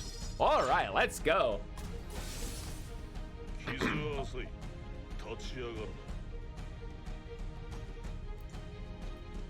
On the chase. Definitely Nago having the explosive qualities to make these comebacks much faster than you would think. ULTINEET spending a lot of blood here. Gets the 6p. But the 5/// sequence. Gaining a decent amount of blood back for NKellyy. The decisive hit. Again, very nice air dash. Even if you don't get the full punish against that 5 heavy. Oh, this time NKellyy actually jumps out of the gun. Here he comes. Which side? Yo, that's so tricky to see. And NKellyy doesn't have a burst here anymore. YRC, alright, get off me. Immediate burst from NKellyy. Now, NKellyy with the 50-meter to spend. Yeah, you see, NKellyy has been doing this a lot. Just neutral jumping, sort of. I think that serves multiple functions against Nagoriyuki. If Nagoriyuki goes for a clone Hukyo or a Beyblade, the neutral jump can actually sometimes punish on the way down. But when it's high blood situation, if NKellyy chooses to swing with 5 heavy while NKellyy is actually in the air, they can react to that and air dash in. Ooh, very daring super. NKellyy did not hit though, and here comes the full punish. Instant overhead, NKellyy guessing right though. Oh, I guess the throw punish. Oh. The backwards hitting hitbox of Yosan-sen does not give... I'm not sure, is that supposed to give plus frames for Baiken? Either way, NKellyy finding the hit this time. I think if hits like that, it's not plus. Yosan-sen is one of those interesting moves that can be fairly plus if you hit it right. I think if it's cancelled into from any jump in from the front, I think it should be generally plus in Season 2. Alright, nice tether combo. Here we go, what's it gonna be? Just checks NKellyy. I was about to say, that should have built a lot of risk, but NKellyy choosing to spend a lot of meter on FT, negating some of that risk damage. And now checkmate situation potentially. And NKellyy queues up the super, finds the slot, and that should be a kill. Yes, indeed. The gamble pays off. But here we go. One of the beloved round start options for Nago players. Hukyo back, Beyblade in there. 2 combos. Looking for one more, anyone? Oh, finds the hit, but that was against a backdash, so not getting the cleanest of hits. Fast RC. Oh my goodness, NKellyy is just perfectly ready to parry. Slow down frames. NKellyy, I'm surprised NKellyy chose to actually respect there. Might have been queuing up a strike though. Again, hitting super high with that Yosan-sen. Straight into ULTINEET's embrace. Throws going back and forth. And now slowing the game down a little. ULTINEET finally choosing to send forward the clone. Yo, that's... Oh, I think she was gonna pop, so had to play that. Had to play that blood-sucking universe, getting big advantage, and usually after landing the BSU, you get so much value that, I mean, it's hard to come back from that, especially if the Nago player has done decent amount of damage on you already. That is generally one of Nago's victory conditions, one of many. Just land the BSU. After that, it's they kind of have to hold it. You have so much blood to play around with. You can throw away so many special moves and play so many RPS situations. Ooh, almost getting there. But the gun, once again, one of favorite tools of NKellyy's. finds the frame trap and finds the kill here on game number 9. Ooh, doubles it up. I think NKellyy likes that quite a bit. Hitting like a counter hit, canceling into Hukyo, and then going into the throw instead.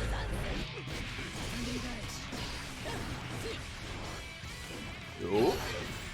Scary looking whip, but the 6B Nago has a very good one. One of the best features of the Nago 6B is it actually moves you forward, so you can connect that from like surprisingly far distances. With this amount of meter, should be a kill though. Oh, okay. NKellyy might have been suspecting that was gonna wall break, but you know, transitioning into the Oki nonetheless with that massive life disadvantage. Gonna be a breeze. Oh, and NKellyy attempted the anime throw. Run in from very far range. But NKellyy says no. Here's the burst, the last saving grace to flip the situation. So much respect. I think NKellyy was definitely waiting that reversal super from NKellyy, but NKellyy has been extremely patient this set. Not firing it, just waiting to take their turn for quotations free, get the round, and suddenly it is ULTINEET in the driver's seat for the first time in this set. Decent 40%. Nice escape though, alright? But a lot of resources have been used here for NKellyy. Another good 6B, wow! 6B, the classic button, the anti-air of anti-airs also in stride. A very decent counter poke on the ground. And when I say very decent, I mean extremely decent. Yeah, and NKellyy, again, trying to check if ULTINEET maybe wants to go for a Beyblade or something like that at neutral, but again, ULTINEET, just not hitting the button.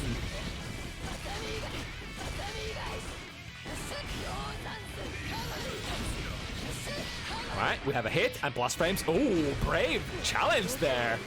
Might have been trying to go for a throw. Speaking of throws! Tether finally dissipates. And back to the neutraling we go.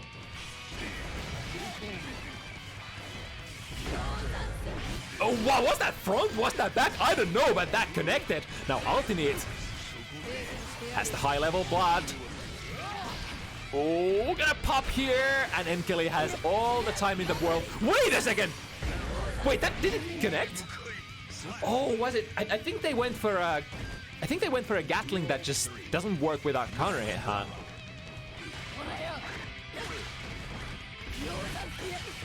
Yosan hitting from behind. The classic mix-up capabilities of biking after a throw.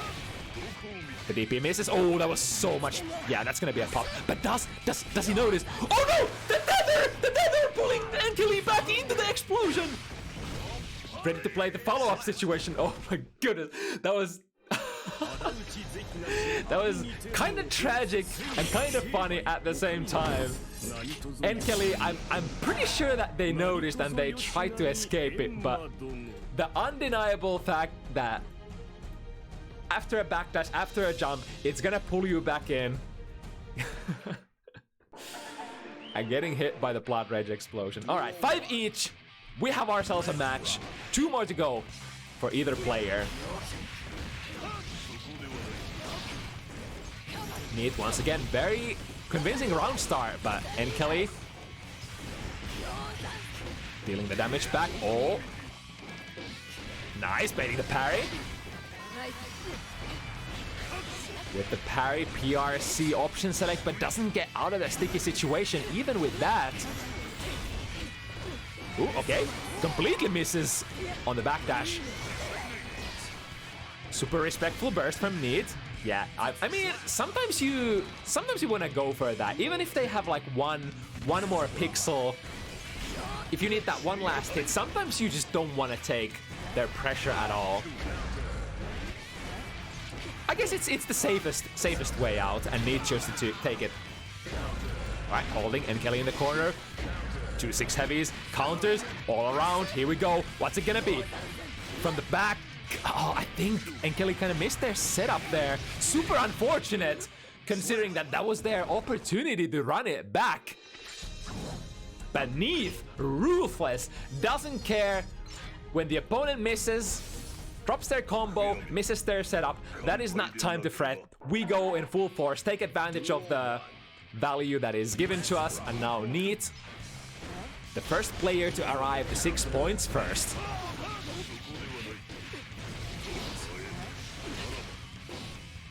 A normal hit 5D. Is that... I forget the frame advantage. That shouldn't be too much plus at least. I think that's a neutral, right? Alright, while we were pondering about that, NKellyy literally on the set point here. Needs only one. Needs only one. Alright, go burst against BSU. Bursting against the first. Yo, wait a second! I didn't block that either. Now NKellyy's time to shine. Ooh, neutral jump against that too heavy from Baiken. Gets NKellyy very decent amount of value here. And this pressure situation, this sword swinging in front of their eyes might be the last thing that NKellyy will see this here today, unless they find a good hit. That's a good hit. And this will go into the corner. Game 2, high-low. Walking high this time, but NKellyy is going low. However, NKellyy still needs one more hit. Clean air throw. No opportunity to go for OTG there. Nice, what a snipe. It's that exact situation we were talking about towards the start of the set. The 5 heavies, if you miss those and your opponent is airborne, oh boy, are you gonna get punished by an air dash. Here comes the air dash once again. This time, NKellyy not having the frames to push the throw, I imagine. But we're not done. 50 meter for both. High blood for NKellyy. And then burst for NKellyy. These are the tools that we have left. Oh, fakes the cross up. Gets a very decent hit, but... Nagoriyuki should have the life to power through that. OTG, not enough. Misses the... Oh no! This is a disaster. Gold burst. Yeah. ULTINEET knows. Explosion. Oh my god, the explosion is not active enough. There was so much shit happening at the same time. You know, I wouldn't have been surprised if NKellyy actually ends up cruising into the active frames of Blood Rage there. Oh my goodness. Alright, this is gonna be the last 6-6. The winner goes home as a winner. Captain Obvious.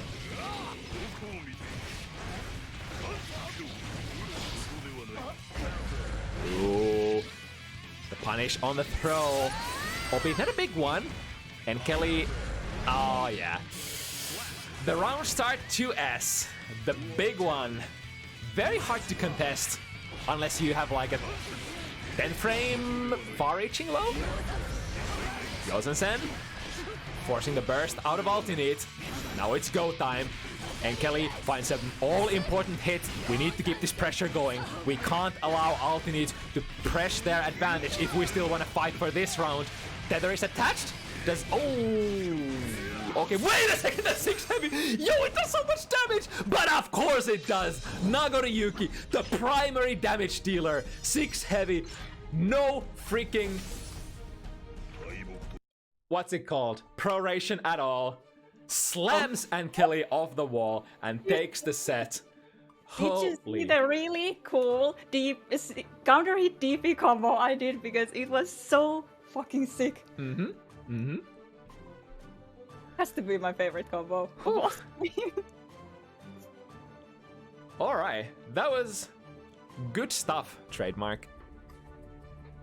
Thank you, NKellyy. That was a really nice set. Good game. Why is it that whenever I do solo commentary, I go a little too hard and my voice starts dying? Either way, this is not time to worry about the voice. We have one more explosive matchup ready to go. One more Nagoriyuki player. It's heyheylo, that Faust player that you remember, taking heads left or right, now on a sort of a villain arc, if you will. Finally, some good fucking Nagaryuki.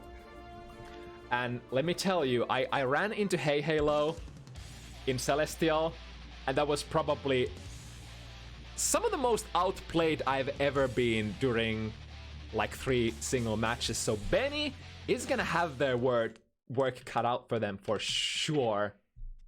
Mankind knew that they cannot change society. On the other hand, Benny has played this matchup quite a bit. They've faced at least the Yufe Nagaryuki in almost like most of the events we've had in Finland, like for a while, be it in tournaments or otherwise. A super strong start.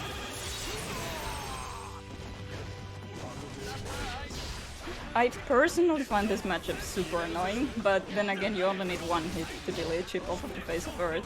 Yeah, it's the classic. And of course, Chip's game plan is to preferably not let you play ever. Benny's survival depends on how well he can keep heyheylo locked down.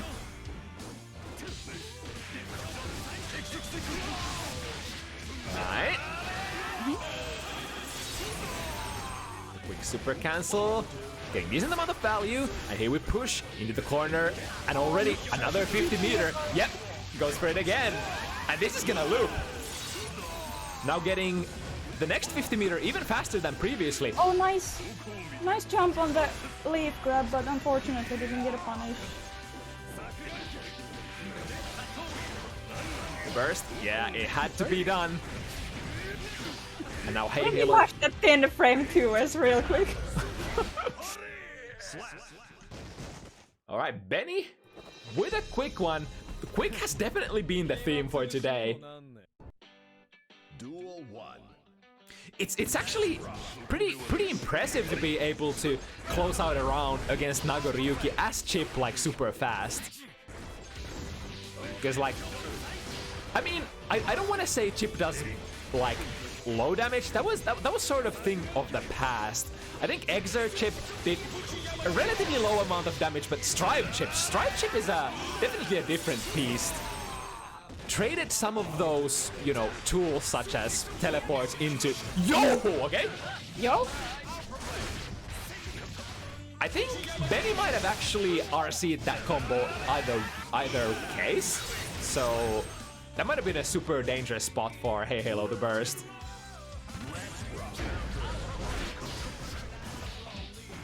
Right, if something so far, heyheylo has been super consistent at defending against those 2 Genrozans that Benny has played. However, we need more than that.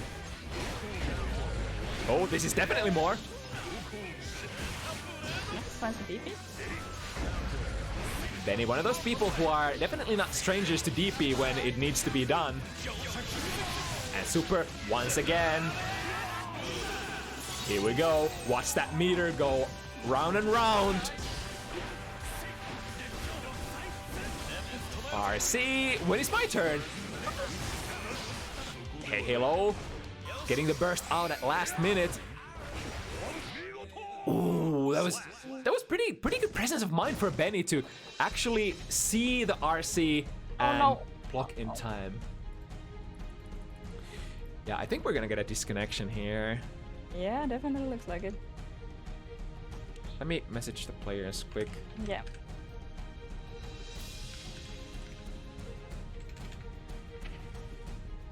Yep.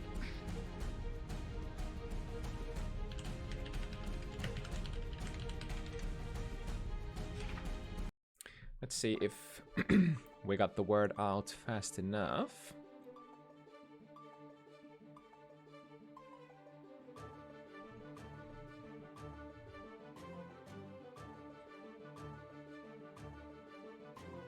Okay. I think they noticed. At least Benny noticed.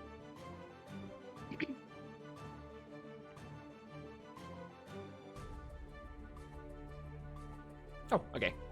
There we go. I wonder, it kind of looked like the players themselves did disconnect as well. Maybe? I mean, they certainly got off of it pretty fast. One thing that I'm like sort of curious about, if this Nagoryuki for heyheylo is like a new character or like an old new character or new old character. New old. Because like this Nagoryuki play that I've seen from heyheylo has been like way too good to be like fresh. Even though they're like level 1000, they're ridiculously good. I put kyuukei seal of approval. Oh my goodness. Unfortunate goal. Interesting choice there. I think that would have worked against a lot of other characters. If you extend yourself into that gold burst, it is gonna hit. However, Nago 2S has decent amount of disjoint at the tip, nice. I think. 3 weeks ago? Alright, we got information. So 3-week Nago, almost a month. It's honestly pretty ridiculous. Convincing for it. Yeah. 3 weeks Nagoryuki. But I mean, top players be top players, huh? True.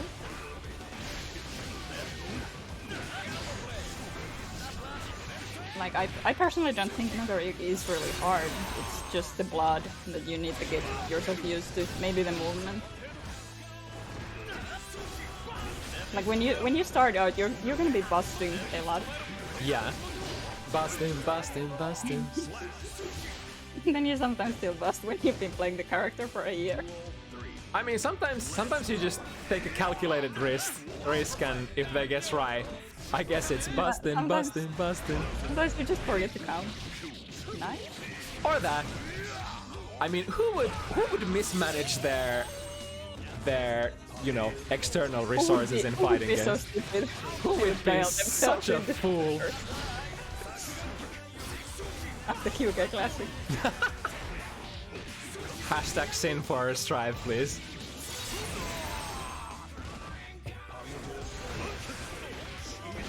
Oh, okay. Just a throw from a DP in that lane. What's Benny gonna do with all this meter, huh? I guess nothing. I mean, it's not like you can comfortably DP RC either, because Nago has a lot of those disjoint featured buttons, as we sort of witnessed before. Oh, the package was nice, but... So, Genro-san is one of those command crabs that is... It's kind of same category as Bridget's command crab. It just recovers really quick. So, like, if you jump out of it, you're not gonna punish it on the way down, because Chip just recovers so fast. That's why generally it's the classic best option is to just air throw it, Lamar. Some characters get a better punish if you can, hit your button on the way up. Oh, that a counter. Yoki, my beloved. Do you ever get a combo out of jump D without a counter hit? If it happens very rarely. Yeah. But long story short, I guess. Oh, speaking of counter hits. Ooh. Oh, bit too early. Oh no. Benny in once again. Oh, counter poking that startup of Beyblade. Super scary. Nice.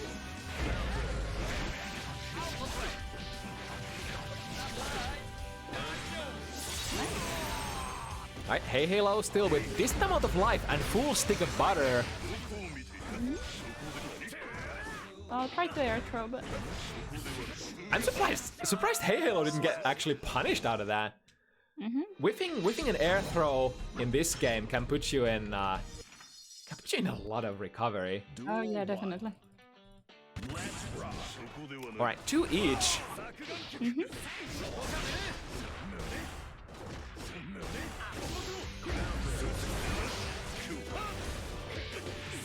Nice. And milks most out of that with punish. This man is so tanky.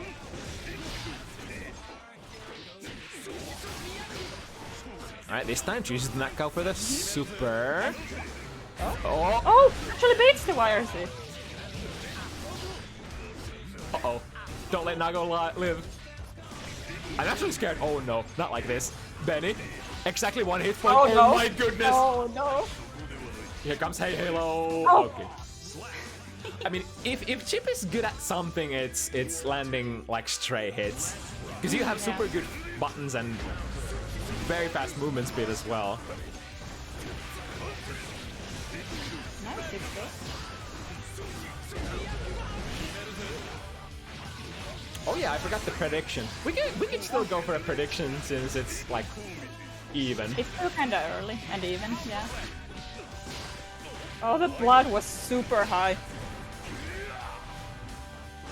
Perfectly calculated. No problem.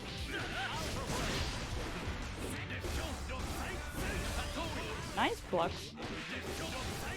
There you go. Oh! Oh no, but drops it, that would have been so cool.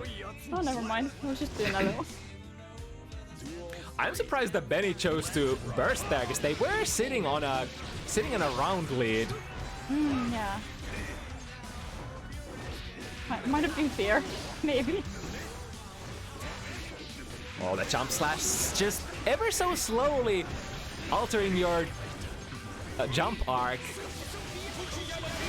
Straight into the super, here we go. Again, this loop. Get the hard knockdown, get the tension bonus. Nice! Gets the punish too! Oh, this is looking so good. Oh, it all hurts. How many Genrozans? I think that's like 5 or 6 Genrozans. heyheylo has just escaped all of those. Oh, just a little too short. Oh, no. But ready with the 5P anti-air. Okay.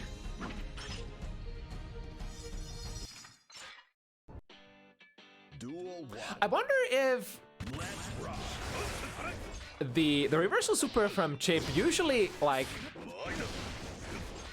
I think it should still be punishable for Nagoriyuki with Fukio. But the thing is you gotta time it. If you try to like dash or backdash or do any shenanigans while Chip is doing the zipping. Oh, good close slash though. Doesn't manage to hit confirm.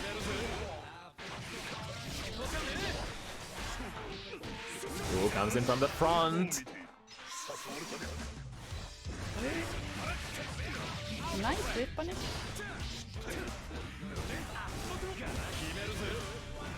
Very RC, patient. as Benny likes it. Oh no. Oh, well, that's a way to bait a throw for sure. heyheylo was trying to queue up a throw there on the landing, but Benny says, nope, I'm just gonna go for a double jump. Or was that a triple? I'm not actually sure.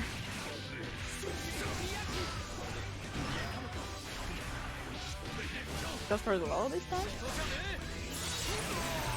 Okay. heyheylo getting kind of overwhelmed, maybe?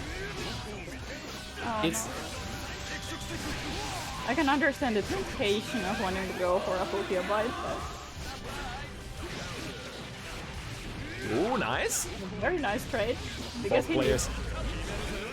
Oh yeah, of course they're gonna RC, of course. So the start of a fight again in there. Duel 1. Let's rock. Nice check. Very good check. Benny, definitely not a stranger to the matchup.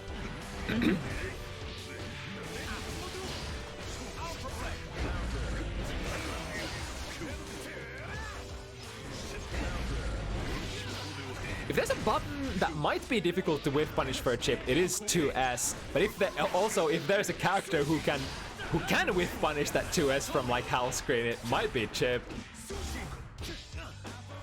Feel kinda risky if it actually hits you though. Yeah. Especially at higher bloods like this, you have no reason to not to just toss it around. It's so fast. Because they buffed it for some reason. I think he needs it, maybe. Why do they keep buffing him? This is so stupid. Ooh, speaking of the 2S. Nice! Benny wanted to fight for that round still, but alas, throwing out their burst, and now heyheylo with a distinct advantage here on the last, potentially last round.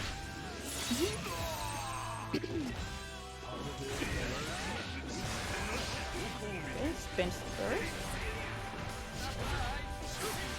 Oh no, I think that was supposed to be a close slash. I kind of like heyheylo spending the burst here on this round, even though they're sitting on a lead, because then they get to play a round where Benny does not have a burst still. True. He goes under, and fast hit confirmed. Kinda one of your best anti-airs is proximity button. Especially against a character who's so tricky from the air. Speaking of coming from the air. On the there other we go. hand, Like that's the exact place where you wanna press it. yeah, It it's doesn't like, mind if it trades, you get the combo anyway. especially after the vanilla changes when they nerfed jump 2k per chip, that close slash is such a comfortable response when you see Chip going down with that jump 2k. I think that was a big lane.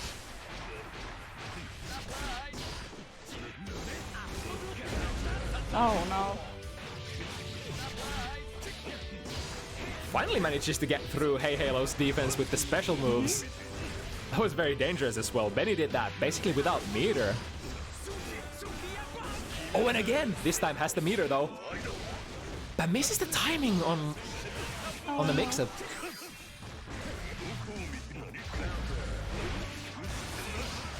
Alright, heyheylo choosing to play this round still.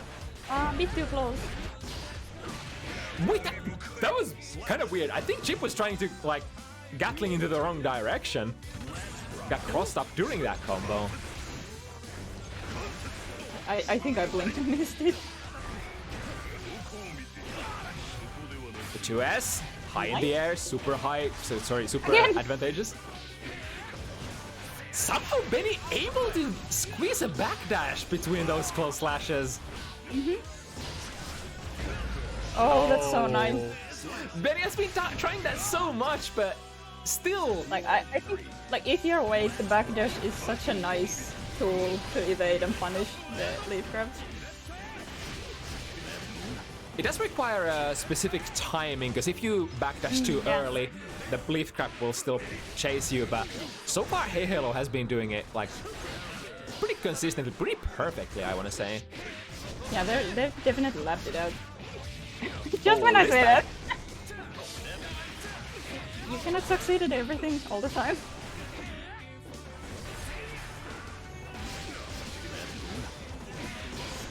One more. Nice. Oh my god, I think Oh, Benny he was- hit a button. Yeah, Oh my I saw goodness. the button. Oh no. Just sitting there waiting. heyheylo just bet the farm. Basically reacting to the full screen dash of Benny and said, alright, I think you will press a button at the end of your dash, so let me just queue up this super that's gonna beat all of the buttons you could ever do. Very nice evade and around their TP from Benny. Also a very nice punish too. Oh, doesn't block this time. Yeah, if the command crab hasn't found its mark too much, the overhead certainly has. And again, it's like Chip has quite a few things to throw you off guard, so you can't be looking for all of those options all at once. Yeah, same thing we talked about Milia earlier. There's just so much things on your mental stack. Something's gonna slip through eventually.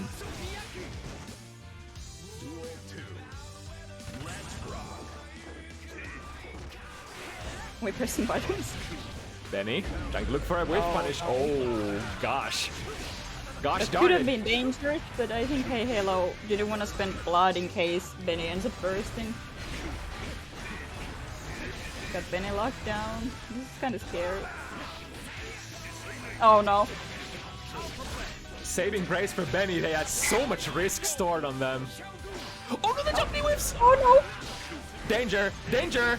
Imminent danger of Oh no, the exploding! close left! The jump 2k. This button does everything. I mean, the jump 2k from Chip is like it really depends on the matchup. Some characters don't have like super good buttons against it, but when you're finding a character that does, like Nago, it really is a big risk. Nice DP. From the pseudo round start position. Oh, straight into the big leg. Oh, the 6P! Very nice. Chip 6P goes into the wrong direction, and the most whiff punishable 6P in the game. Now Benny has 100. We're just going for it. Oh, holy shit. But heyheylo has seen this mix-up before. I think. Genrozan. Again, One more. Is that enough? No! Nago is so fat! Gets the banish! Yes! Yeah!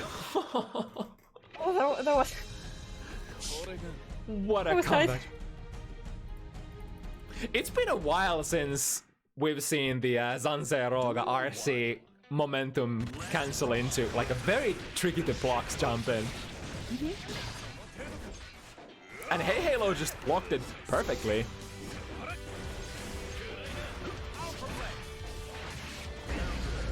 Again, what I think was a good close slash. Nice! These have been so on point. Right, but no second chances for Benny here. Burst has been used. No meter. Ouch. Ouch. It's kind of the RPS. When Chip is running at you, if you whip a button, I mean, you're gonna get whiff punished. But if you want to hit Chip out of those advances, you gotta hit your button preemptively and kind of hope that Chip runs into the button.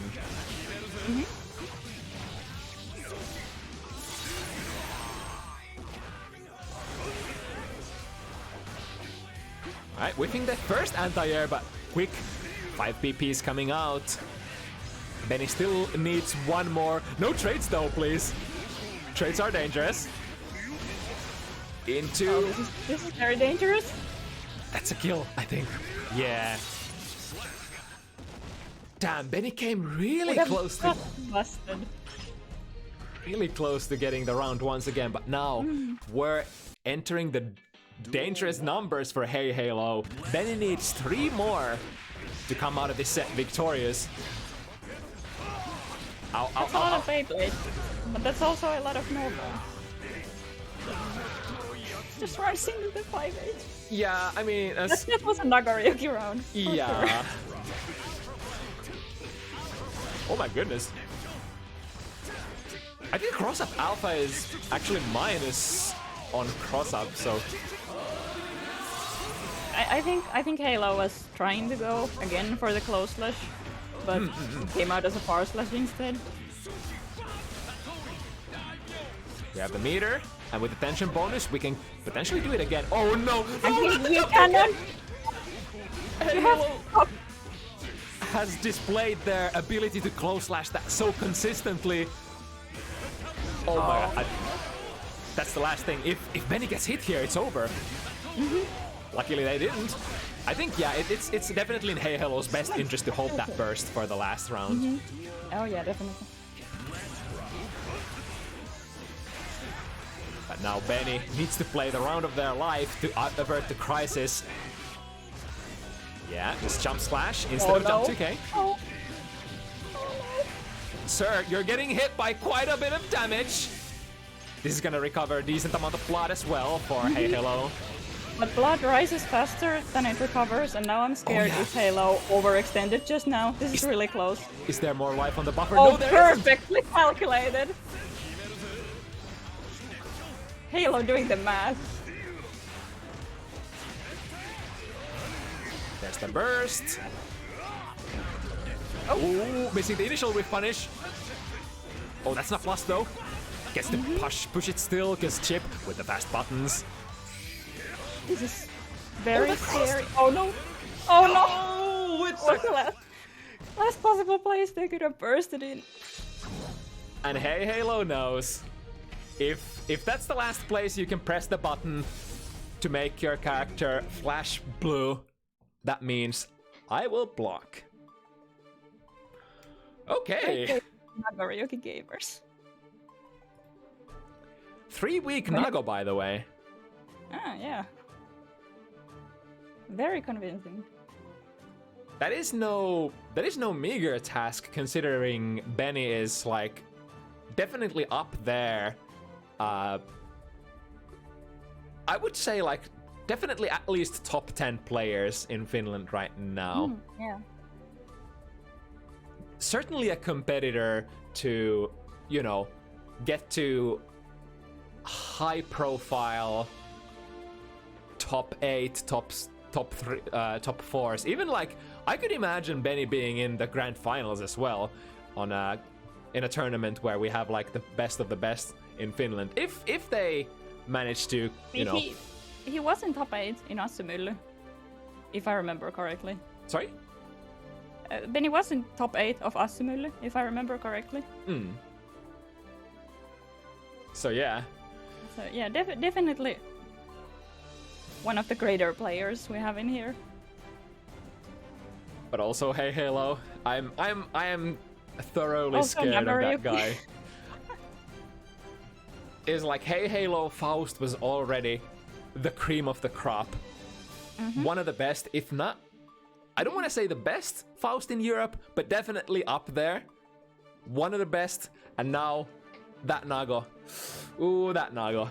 That Nago looks like a problem. But yeah, that's let me resolve the betting. Clickety clack. That's all the matchups for today.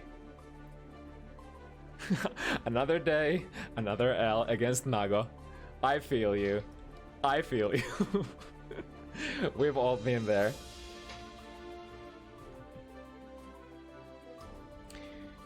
But yeah, looked like a week of washes at the start, but we slowly recovered. Saved it halfway through. Yeah, and I mean, I want to say that even though that Deknud versus Gamma was 7-0, is like you said, it had to be close though. It was the closest. The matches were super tight, at least most of them. It was probably the closest 7-0 I've ever seen. I feel like I say this every time we have a 7-0. That was the tightest 7-0 I've ever seen, but I mean, so sometimes it is.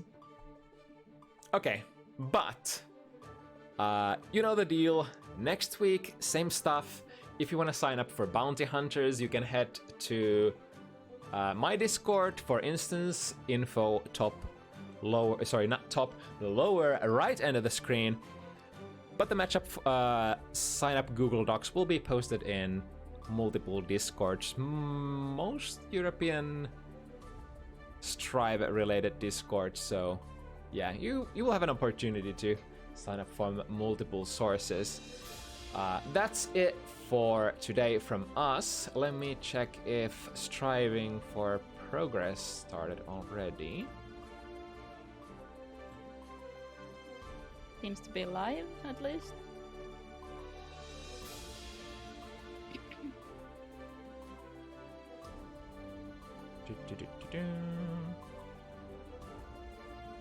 Yes, indeed. So